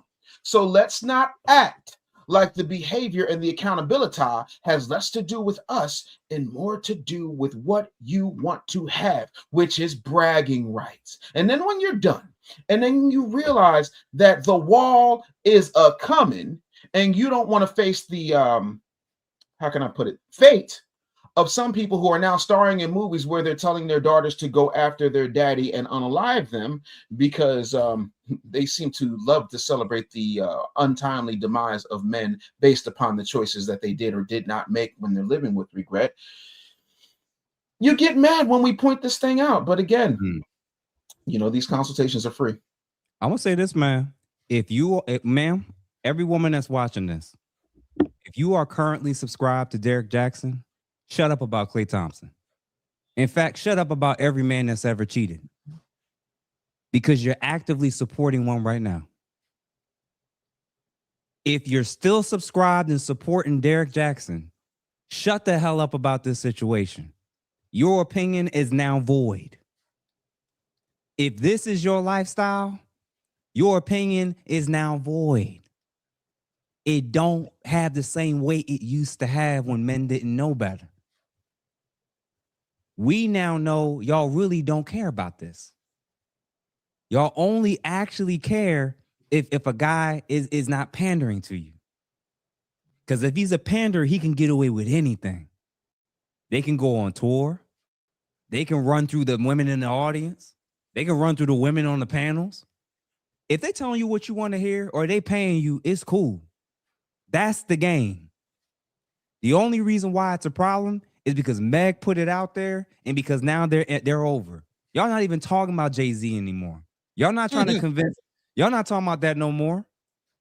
Y'all not saying Beyonce. Y'all don't learn Beyonce can't do better. What Kanye say? There's 1,000 yous, there's only one of me. Man, you know what's crazy? Come on, man. Jeff, you know what's crazy about that image? You pull it up real quick. Mm-hmm. All of them had. I keep forgetting how crazy this looks. Look, all of them had either flip flops, holes in their socks, and they was branded by Nike. Except the baby. Don't abort the baby. The baby didn't do it. All of them had Nikes on. A Nike flip flop. Bro, I know Nike flip flops when I see them. Mr. Fantastic, he a hooper. Yo, what size is Tory flip flops, by the way? Why they do that to that man, yo? 3T. Children's 3.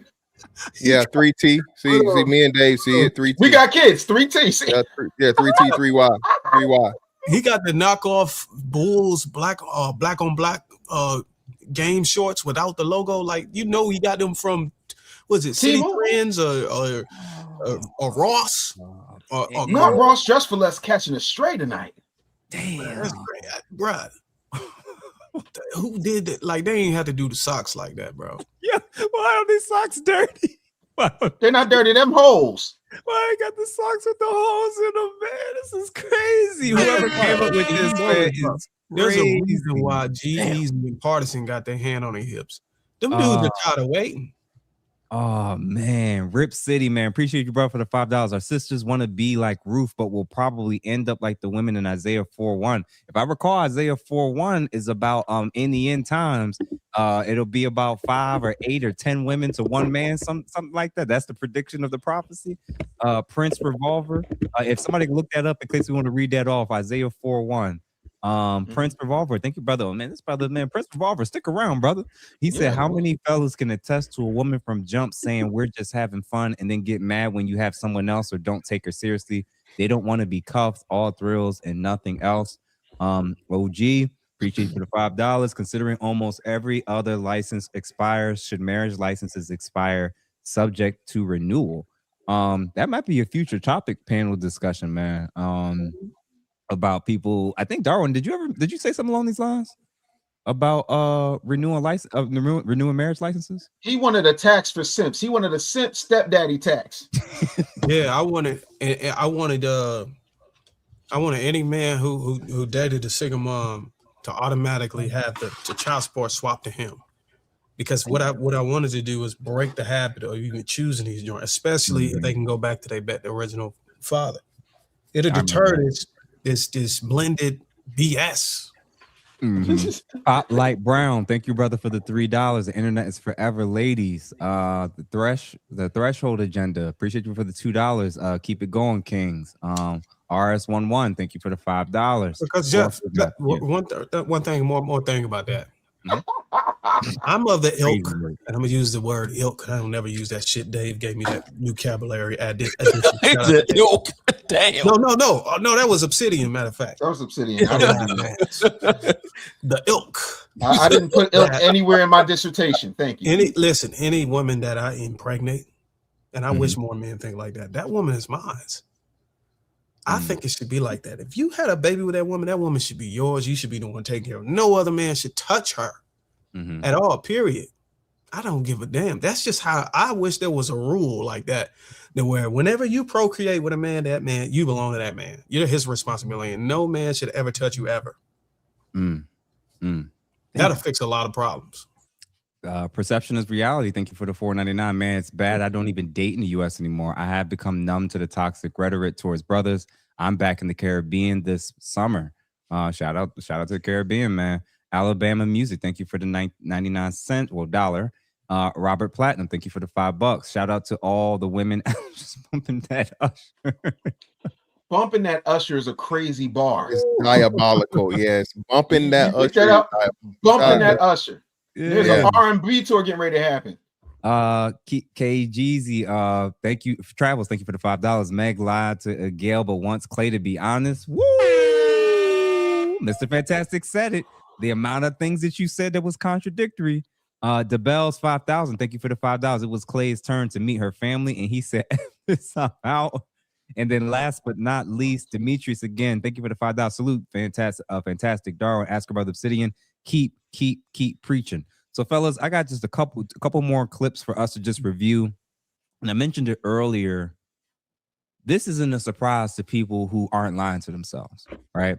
So I'm going to play this clip and we're going to react to it. And then the secondary part, which is actually, let's do this because we got to acknowledge this issue with the men that's jumping up with the capes in this scenario, acting like we don't see what we see and how problematic these women are, and acting like the behaviors that we're pointing out that are an issue and are a problem. Y'all are acting like every man that's saying like we didn't want her to win in this scenario is strictly because she's a black woman. Like, no. Go ahead. I ain't even gonna lie. I'm starting to side with the women on this one. I think y'all men just hate women for real. Cause it don't make no sense to me. It don't make. What did Megan do? that y'all are on this internet going so fed, so crazy, bro. I'm seeing so many comments talking about I stand with Klay. Klay did the right thing. She don't deserve happiness. Now, young fella, you are what we call a super simp, okay? Any man that hops out here and motherfuckers talking about, oh, y'all just hate women for real. No, nigga. If you don't know, most niggas feel like this woman put an innocent man in jail. You know how y'all be talking about black men and black people are the most wrongfully convicted in the... Well, that's how we feel about this motherfucking case with Tory Lanez, bro. All right? And furthermore, her behavior with the Klay Thompson thing as to where whenever she feels some type of way, she runs to social media and makes a statement, right? Thank God this one for Klay isn't anything that can motherfucker put his freedom in jeopardy, all right? Because she feels some type of way. Now, brother, I just checked your profile. You got 201, what's his name? Hey, congrats, bro, on blowing up. But you see who agreeing with you? The hoes. The hoes. My nigga. That's why. Niggas don't want and niggas don't like to see hoes win. All right? Megan portrays herself as that. Megan has her ass out here equally, if not more, than her face. Megan got on the motherfucking presidential campaign stage and twerked. All right? It's not about niggas hating women. It's about niggas not want to see hoes win, bro. All right? Especially a woman that could have possibly got a motherfucking black man locked up for 10 years, bro, from the city didn't do. First of all,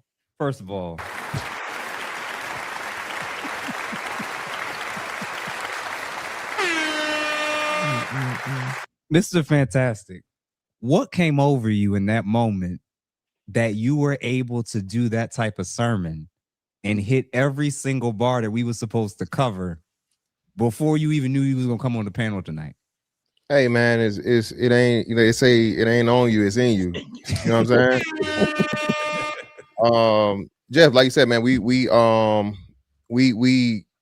ran across each other because, man, it's a spiritual thing, bro.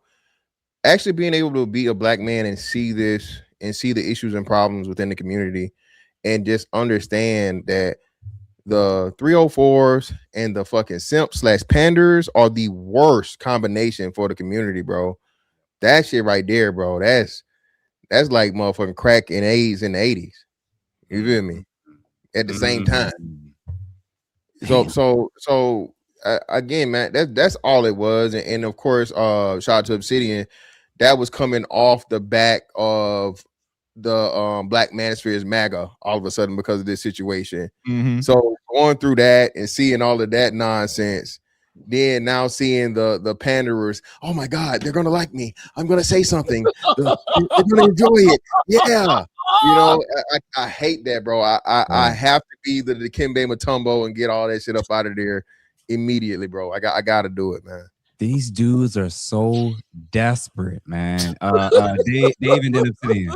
I'm sorry, Jeff. Can you pause this video real quick? Keep it up, but pause it. Yeah. Okay, I'm not trying to be funny because I know some of y'all gonna sit up here and say I'm fat shaming. I'm not. This guy is a mascot. Okay, he looks like, I'm not even trying to be funny. He looks like a panda bear. I'm sorry, I said that wrong. Panda bear with the hard ER. Secondly, the women that you are, drooling over are not going to sleep with a dude who has to. Your beard don't connect, sir. It doesn't. And you got eyelashes longer than my 11-year-old daughters. Like, no one is taking you seriously, sir. But this is what we have to put up with. There's only two types of simps, right? This dude is a super simp saying. There's this type, and then there is the there's the Derek Jackson type, where like they make amazing excuses. Ladies, it's okay. Listen, Team Jackson, it's okay if you slap your man. Maybe his face shouldn't get in the way of your palm. Like. This logic is very profitable. They make so much money from telling women to not be accountable for anything. Accountability is like raid the roaches for certain people. And that in and of itself is a thing. Listen, the reason the men's table is not selling out arenas is not because we're not brilliant. It's because we're not going to pander. It's just not something we're going to do, period, point blank. So I don't really know what to say other than that. But that guy right there, where's the breakdown? You know the bridge from "You're Never Going to Get It" by En Vogue. Mm-hmm. You know what happens? That whoa. He's never gonna get not a whiff, not nothing ever. Bro. Okay. Obsidian, what are you thinking, man? With these simps that are jumping up, what was Conscious Lee's new nickname that they call him? What they call him? Oh, the concubine Lee. Yeah. Concubine Lee. Yeah.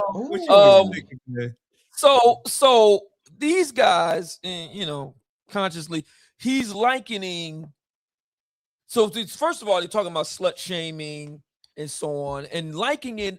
I don't know if anyone here is familiar with the name Sarah Bartman.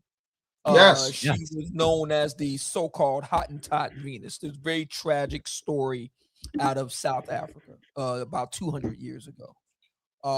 And people can look this up. So he with a straight face is making the case that black men today are essentially doing to Meg the Stallion what white men did to Sarah Bartman. Of course, this is all under the aegis of misogynoir. He's citing Maura Bailey. I talk about all this in my book, Toxic Femininity, The Black Man's Guide to Modern Black Feminism. So, obviously, it's a bunch of bunk. Sarah Bartman, a tragic story, no doubt, but she was not, dragooned into service as a carnival sideshow oddity in France. She accepted an offer of her own free will to leave out of a bad economic situation in her native South Africa and go with a Dutchman in particular, the brother-in-law of her employer, to go overseas. Of course, there was some contractual wranglings and all the rest of it, but the point is she had agency. Megan the Stallion also had agency. No one held a gun to her head and make wet gluteus maximus vulvas. Okay, she chose to do that with Cardi B. She chose to make a career out of selling her sexuality. That's her choice. She has a right to do it. Made $40 million doing it. Fine. But she's not a victim. I'm sorry. Sarah Bartman, while tragic, wasn't a victim. He actually backfired on his own argument trying to invoke Sarah Bartman, because what Sarah Bartman and Megan the Stallion have in common is that they're two black women who chose the choices in their lives, and they now have to reap the admittedly tragic results of those choices. Listen, man, I said it before, I'm gonna say it again. And I was going back and forth with these black progressive brothers. Their thing is, we black men, the black manosphere, those who have a critical view, must somehow offer aid and comfort to a de facto lady of the evening. No, I don't. No, I don't. I offer my aid and comfort, my protection, my covering, my courtesies as a 21st century black American gentleman only to ladies who have earned it. They must prove themselves worthy of being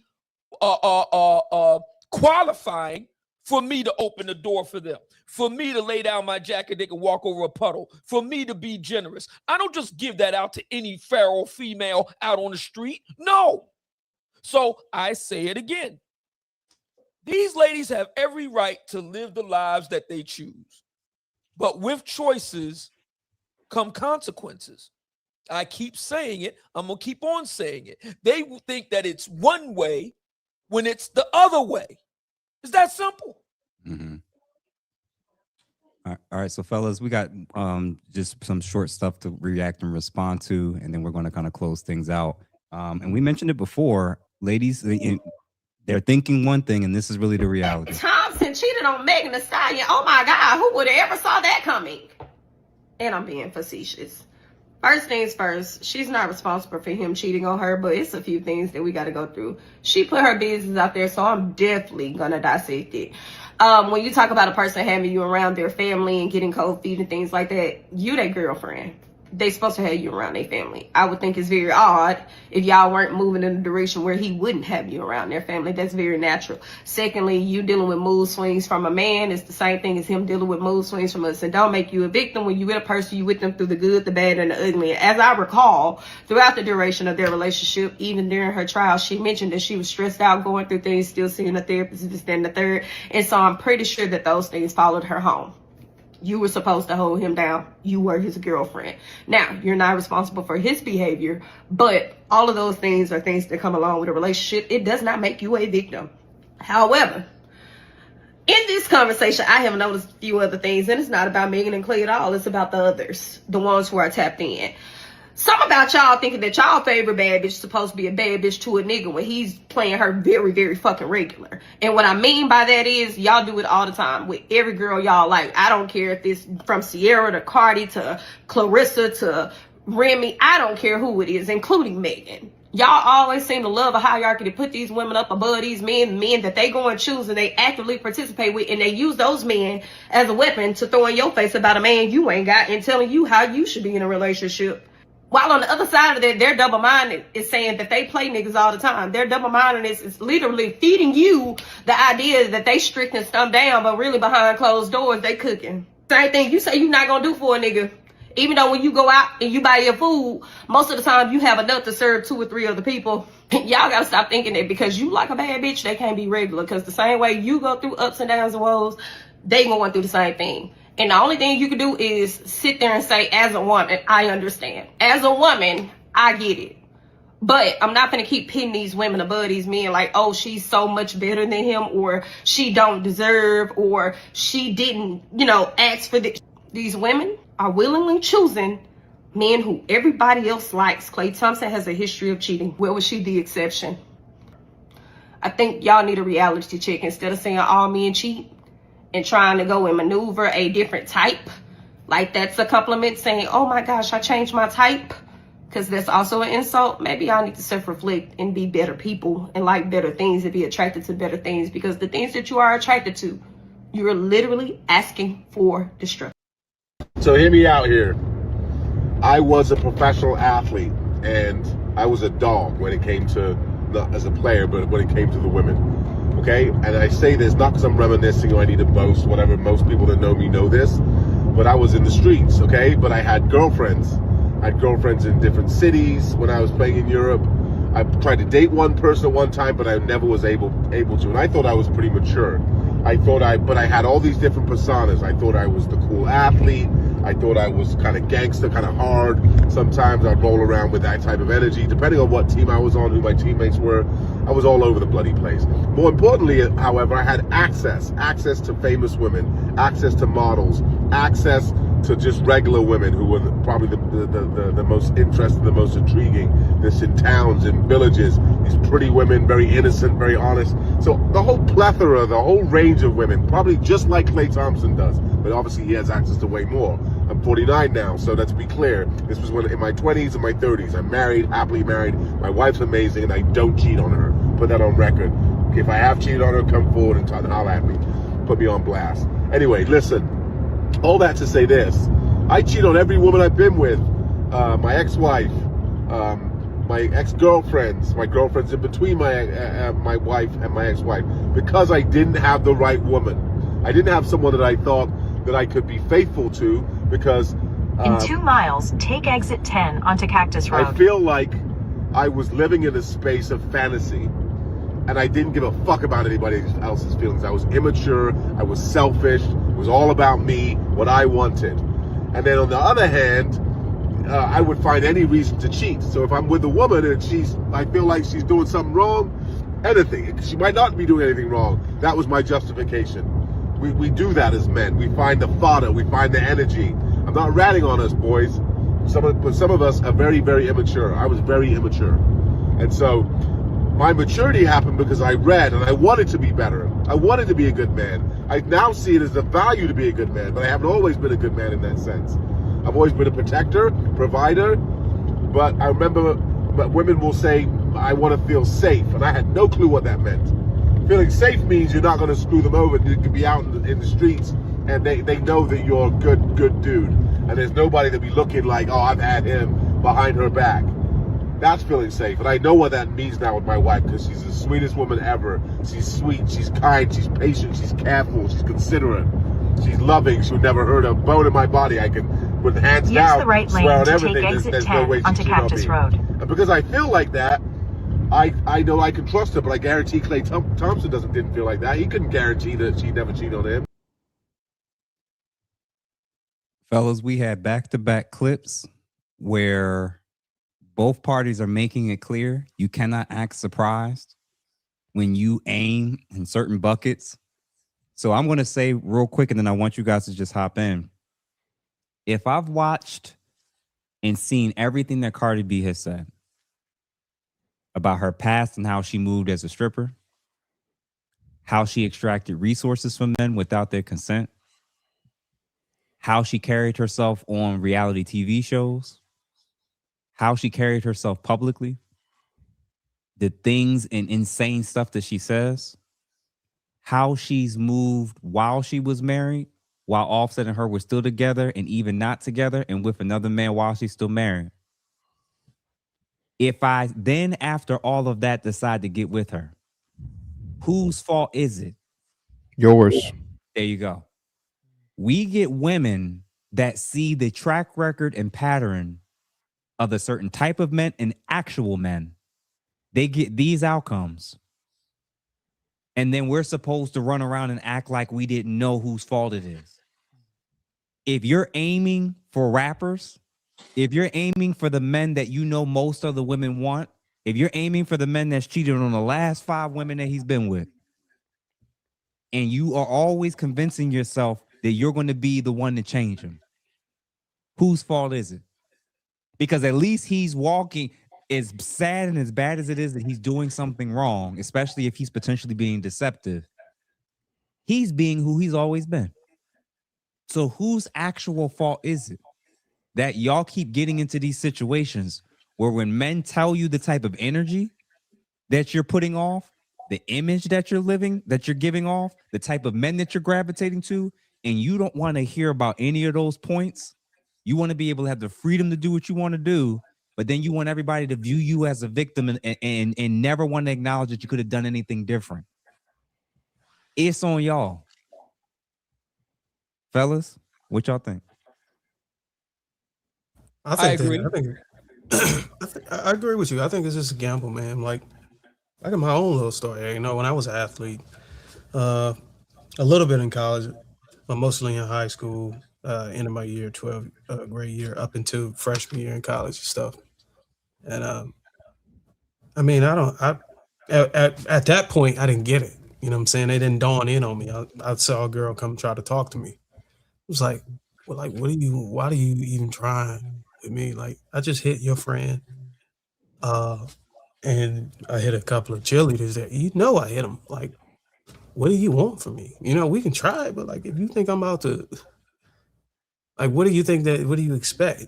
Yeah, I don't know what goes through a woman's mind. I think they just have this innate, it's just this thing innate about them that think they can just conquer a man. Yeah, that's what. Yield. And I just don't know I don't know if it's a curse that they got to overcome, but I just don't know why they do it. Like, you see all the signs, and then once it becomes easy, it's not like I got to finesse. It's like, I don't even have to finesse. It is what it is. I mean, I know it's going to come to an end, but I'm just going to enjoy the ride. You got some guys out there that are like that. Yeah. And I think if women are going to call themselves the most educated or smarter or whatever, or the most degree, Dave's point, with the most degrees, then we can't absolve them from the intellect that they're supposed to have. We're just going to throw it in your face. Oh, you said you was educated. How is that working out for you whenever it comes to being street smart or being dating market smart? I think women would do better with a dating market degree than the actual academic degree from an institution. Because I think the reason why they're going to school is to kind of offset the nuances in the dating market. But if they just go study and master the dating market, they wouldn't even need an education degree. They'll be able to get the guy they want. That's just my 2 cents on it. Yeah, well, it's not just the education. You know, they claim they got intuition, man. They claim they all seeing, all knowing when it comes to Emotional men. intelligence, way better You than know us. what I'm saying? Yeah, more emotional intelligence. They mature faster. All of these different things, but somehow, some way, you keep dealing with all these ancient niggas that you keep claiming, right? It's crazy how it's always us, but y'all keep seeming to pick the same type of us. Why why is it that you can't see the good guy until you're tired and you no longer like your type? Again, you talked about it earlier, Jeff. Women are mad that men are doing what men do. Men are observing, men are taking notes, men are adapting, men are listening, men are watching, and men are understanding. Well, hey, hold on. Y'all talking all this shit about traditional women and soft life and so on and so forth. You ain't like my mama. You ain't like my granny. Granny went in no motherfucking club 4 nights a week, over 40. Granny went twerking. Granny went out here twerking on the camera. Granny have her OnlyFans. What you talking about? So men are being like, "Nah, shawty, it sound good, yeah, but hey, baby, I know what you are. We see this. So if I gotta play along with you in your delusion in order to get what the only thing you have value for, okay, that you know that wonderful whole that every man wants to know, well, baby, hey, the game is a game, right? A wise man once said, "The game is the game, man. Game is the game, indeed." And and you got to play to win. You know, it's your job in order to protect yourself and understand. But they don't want to do this. Again, these women, like you guys said, this is the most important thing in our land. To Darwin's point, every woman thinks she has that magical hole, bro. She thinks she has the motherfucking entry to fucking Wonderland, to the Wizard of Oz, to the whole nother dimension that's going a whole new world. And she gonna put that on you, and you just gonna change. She gonna take Klay Thompson, shooter of all shooters, all 10s, and he just gonna stop. He gonna lay it down for her, bro. He gonna hang the jersey up. That's all I got, man. Man, I'm gonna say this: as we're trying to get better with educating men and making men much more aware of how women are moving, they want the Klay Thompson and Russell Wilson's at the end of this journey. That's kind of that they want that bailout king at the end, right? I want to get guys to a spot where we actually focus on pre-nut clarity, not post-nut clarity. Imagine what these types of conversations when men start learning and realizing this is the move. So when she wasn't giving me the type of time when I wanted her when we were both younger, and now that she couldn't lock in any of the guys that's in the line ahead of me, now she wants, but she expects the flowers from me. She expects me to take her down the aisle. You know what? Now she's going to be abstinent. I want men to now do pre-nut clarity. Pre-nut clarity, gentlemen. It's time to wise up. Stop being the super simps. It's not leading to the outcomes because all you're doing is ending up with women that don't respect you and are just going to try to use you. So, you know, a couple of people have said it in the chat real quick, and then we're gonna close out on our final lessons or thoughts in terms of how it is that what we all can kind of learn from this. People have repeatedly been saying things about, like, you know, what Tory could have done and he should have said something. I don't know how many of you are aware of this. His previous lawyer, who was a female, I believe she was a black woman, told him not to bring up another female that potentially would have been involved in actually related to the actual shooting. He was told by his legal representation. And then when you look in the behind the weeds of who was connected and who was affiliated and who had connections to that law firm, that brother is in jail because he trusted 3 black women. And one of them was his legal representation. Wow.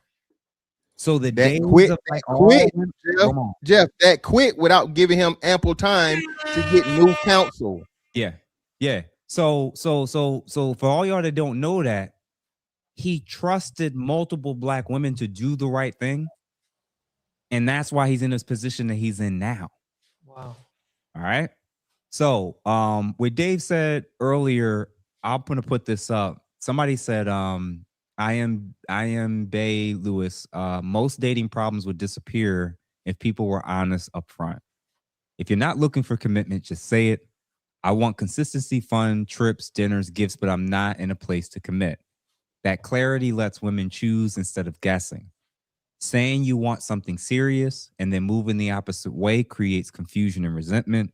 No one should have to play detective to figure out your intentions. I'm going to say this, and then I'm going to let each of you guys, give your reactions and responses to this. I would push this as well, but there's a couple issues that we got to acknowledge. A lot of women hear the truth and lie to themselves. How many men have said, I'm not looking for anything serious right now. I don't want no kids. I'm not planning on marriage. And they give him 10 years and now he's the bad guy. So let's start with, how about going off of, if he's telling you something that you don't want to hear and you don't think is aligned with what you want, act on that. A lot of y'all get with men, can't change them, can't convince them to be different than what they told you what type of time they was on. And then you run to social media and your girlfriends and act like he's the bad guy. No, you lie to yourself.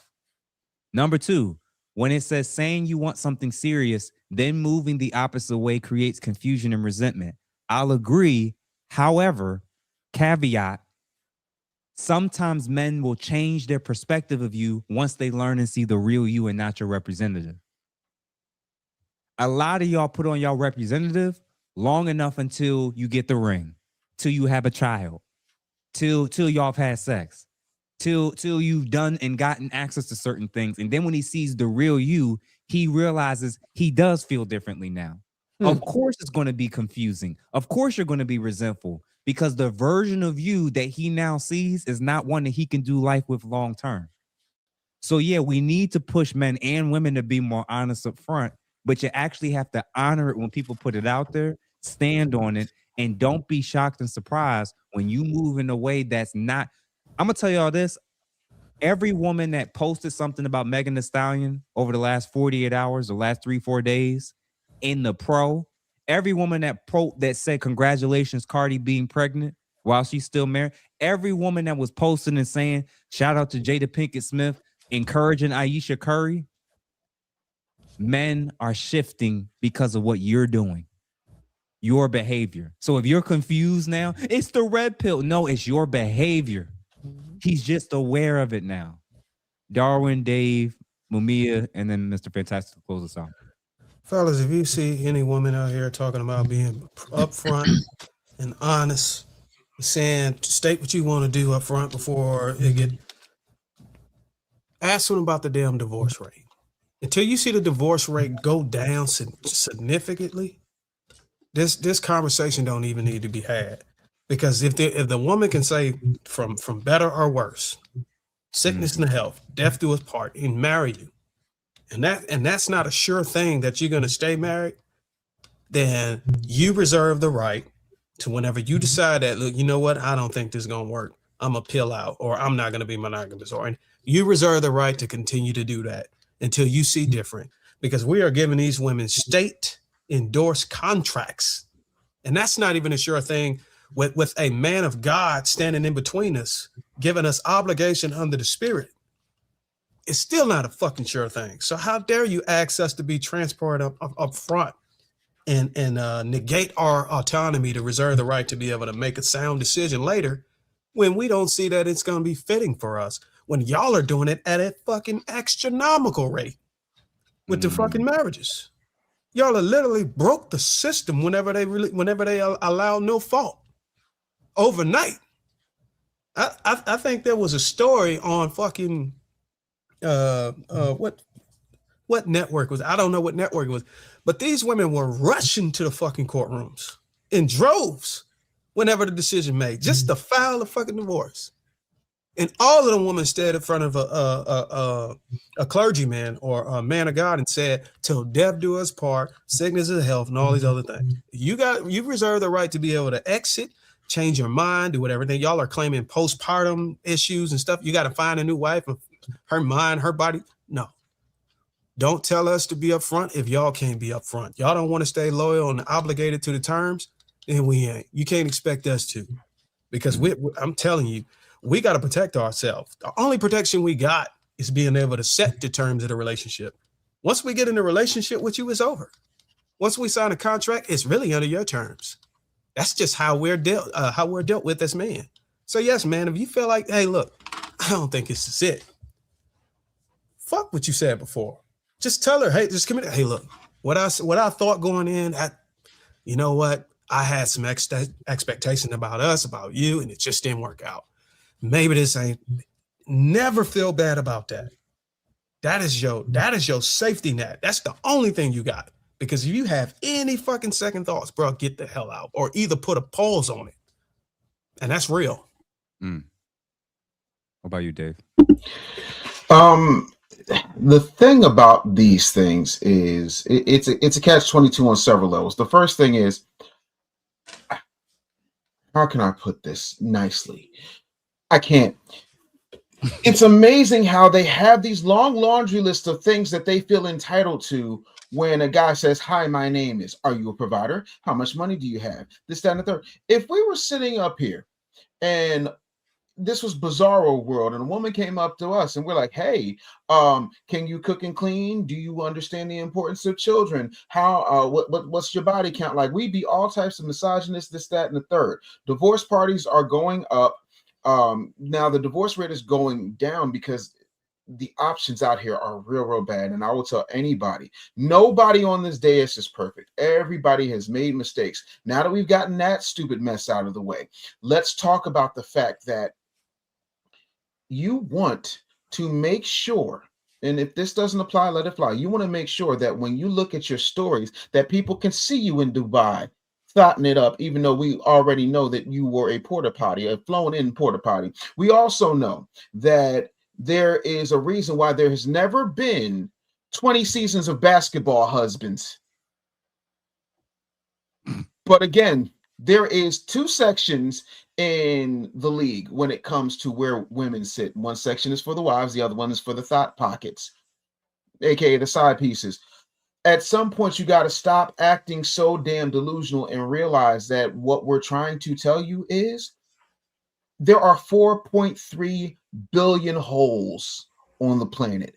If that is your only bargaining chip, you are sadly mistaken. And lastly, ladies, I need you to understand something.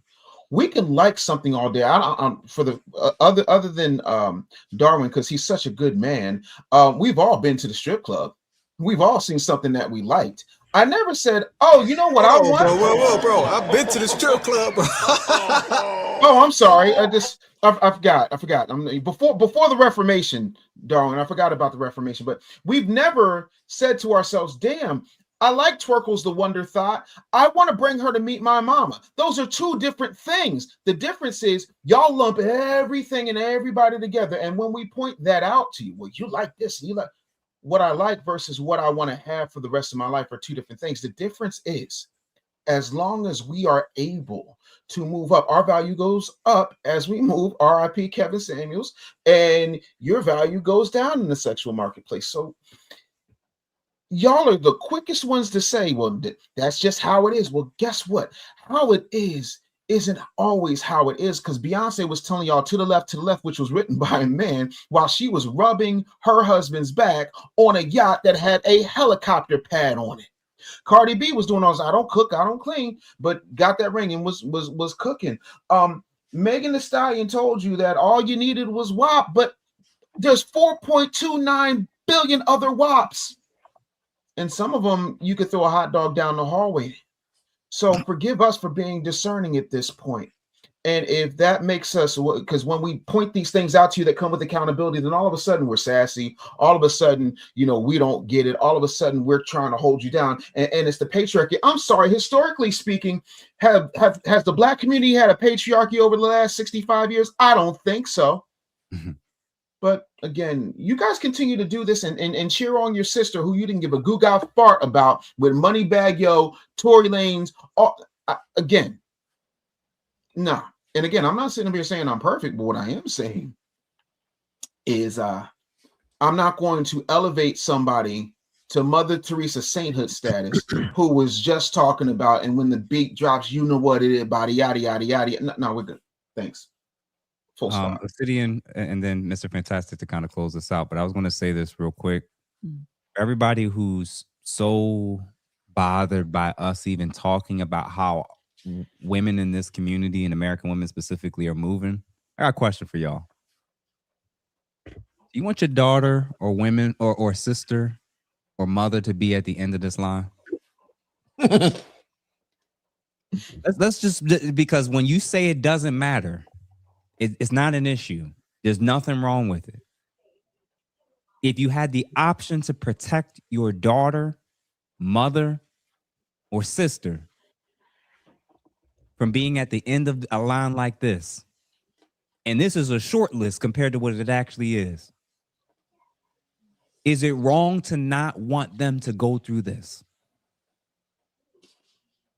Perhaps, as a suggestion, we're not crazy for not wanting women that look like us to end up at the end of these type of lines. Go ahead, Amir. There's a very famous saying, and I want brothers to really commit this to memory. Hypocrisy is the tribute that vice plays to virtue. And what does that mean?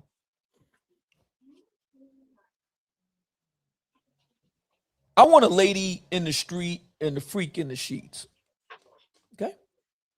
Some people, to be fair, some brothers will see that as hypocritical.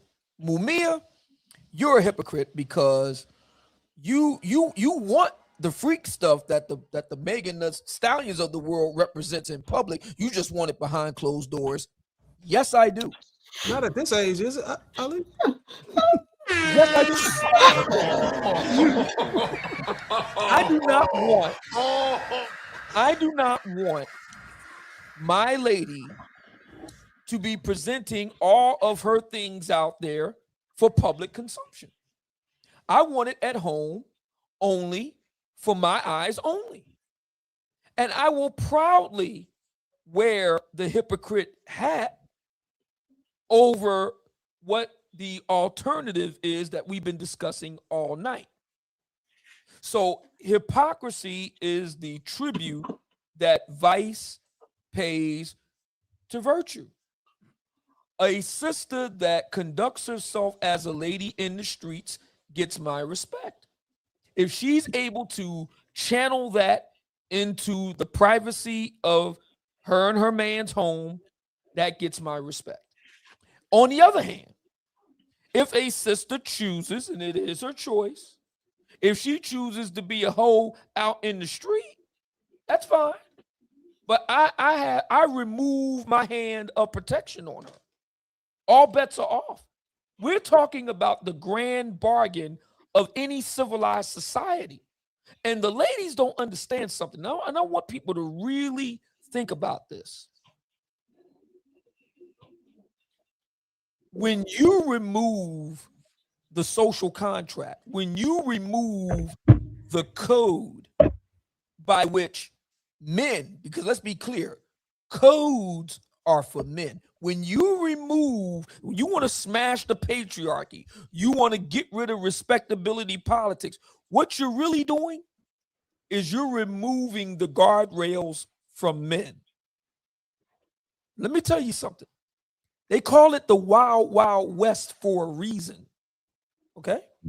When you don't have any code, when you don't have any rule of law, when you don't have any social contract, you are unleashing something on the male side that there's a reason why these sisters, the Megan of the Stallions of the world and all the rest of it, boo-hooing when brothers start, putting that work on them.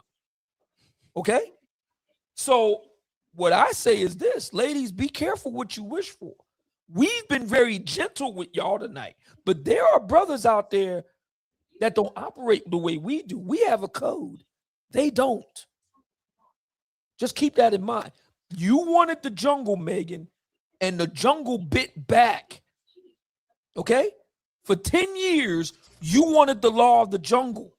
You and your sisters. And you gotten it. Now it's biting back. Now all of a sudden you want the brothers that's buttoned down to come swooping in with their blazers. Oh, no. Mm-mm. We're not doing that.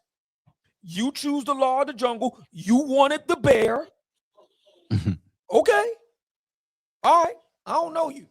Yeah, my dad used to tell me when I was a kid growing up, I want, as every young man did, you want to go where the wild stuff was and all the rest of it. You want to hang out in parties. My dad, he gave me I know everybody's seen it, Mission Impossible. He gave me the Mission Impossible speech. If you go over there, Southwest Philly, South Philly, West Philly, if you go over there and you get into some shit, you get caught or captured, I will disavow all knowledge of your existence. Okay? If the police or whoever calls Bob, Mr. Robert, and says that your son Mumia is in it, who? I don't have a son. What are you talking about? I don't know. Who's that? I don't know. Never heard of him.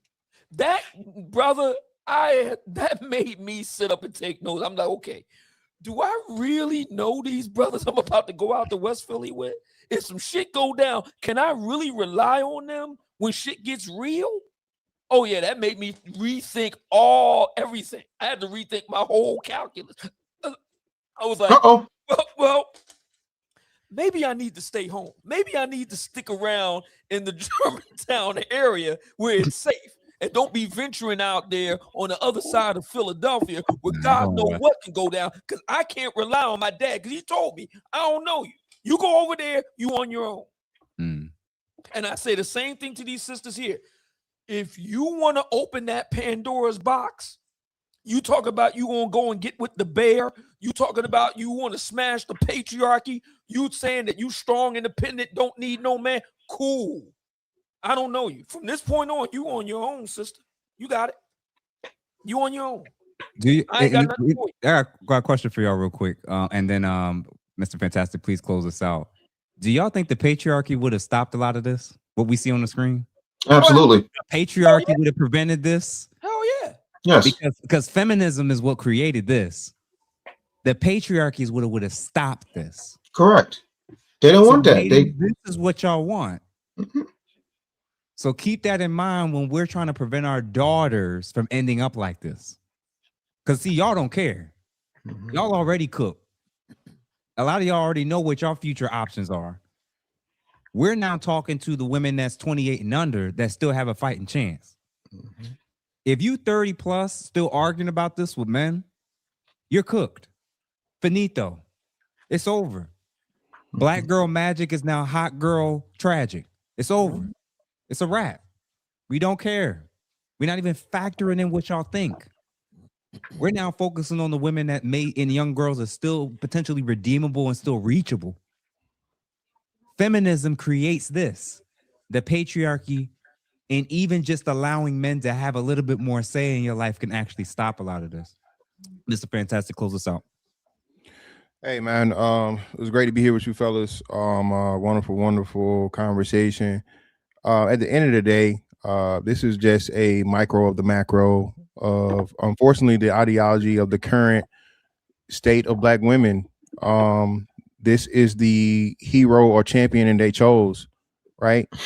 And when they see their hero fall, bro, they all got to fall on the shield to protect it, right?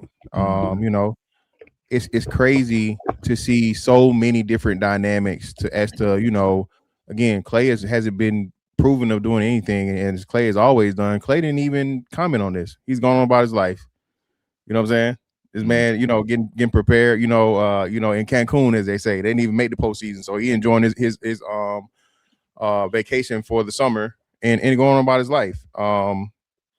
This is extremely problematic because of the history of Megan Thee Stallion, not only from her choice of men and her sexual promiscuity that's been proven, not only of her own infidelity, but most importantly, her being chose as the champion and women completely, totally absolving her of any of the wrongdoing she's done. Most importantly, that being possibly putting a innocent Black man in prison, over her ego and her, her feelings. And like I say, this is extremely, extremely telling when she did the exact same thing, but at a lesser degree to Klay Thompson.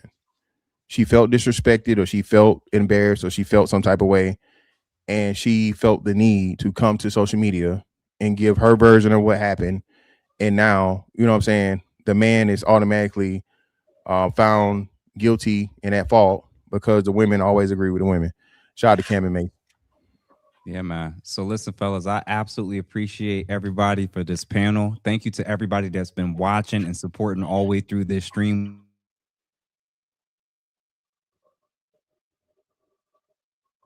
That's a horrible glitch right there. Yeah, he froze. I thought I was tripping. Yeah. It's true. Let's go ahead and start the roast session. I'll go first. Yes. Jeff looked like he is about to give a sermon as the assistant deacon to the assistant deacon. No, Jeff looked like he is playing the Lifetime version of Bill Cosby in Pill Me Daddy, the movie. I would like to point out to you that you do not understand that the stallion is a man and she should be made. No. Jeff looked like he's rehearsing that song. Can we talk for a minute? Wow. Cause I want to know God. your name. Oh my God. Well, listen, let me explain something to y'all. First of all, we want to thank our guest, Mr. Fantastic, for being here on behalf of Jeff St. James, Mumia Obsidian Ali, who has the Black Manosphere Conference Conclave coming up in September in Vegas.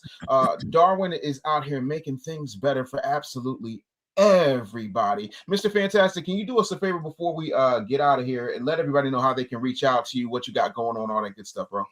Hey, man, Mr. Fantastic 824 on all social media platforms, man. Support Black businesses. As you see, big ass black guy, BABG, that's me, the original. You know what I'm saying? I am the brand. I am exactly what I represent.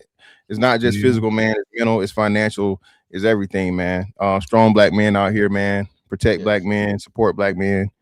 Hey, man, black men going forward. Bro, I'm so happy. I thought they got to me, brother. I thought it was over. Bro, you was frozen so bad. You look like one of them people in JJ's paintings in Good Times. You like. So real quick, man. Everybody again that's currently still watching this, please support these men that you see on the screen. Make sure you're a subscriber. Make sure that you share this particular video. Share it with 2, 3, 4, even 5 people. Definitely send it to the fellas.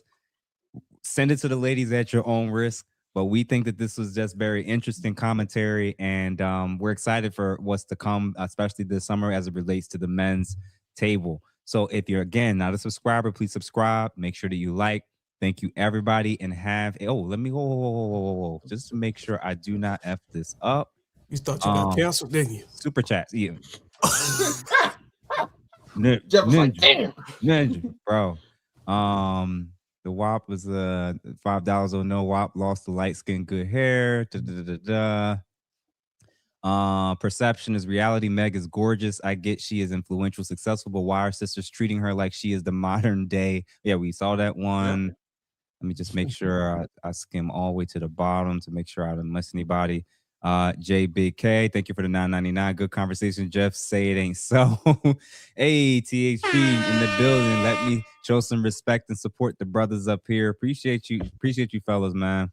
The L factor. You tell women you don't want to commit and they still want to sleep with you. Yeah, and they get mad when you behave in alignment with what you already said. Absolutely. Essential. Alan. I don't know. Essential Entities 1272. Yes, thank you for the $10. Peace and blessings to the family. Salute to the truth 100%. Thank you. Demetrius, thank you again for the $5. She got an innocent man locked up. That's what she did. No Cupcake Zone. Thank you for the $1.99. Is Klay Thompson still a starter? I don't know that he is, but I mean, he's kind of at the tail end of his career, so it's functionally irrelevant. And we have officially covered everyone. So thank you to everybody that watched, that shared, that commented, and especially to everybody that's been super chatting. Guys, we want to continue to do this and have more and more guests. We may even have bigger and bigger panels in the future. We're definitely going to have Mr. Fantastic back for sure. So guys, thank you, everybody. Thank you to everyone that tuned in. And guys, please support these, especially these episodes. The ladies table for me, Dave's damn show, Darwin, Obsidian, Fantastic. If you see us, share it. If you see it, like it, and let's turn this thing into something major. So guys, everybody that's watching, have a good evening or day once you watch it. Just make sure that y'all share it, and we'll see y'all on the other side. Peace.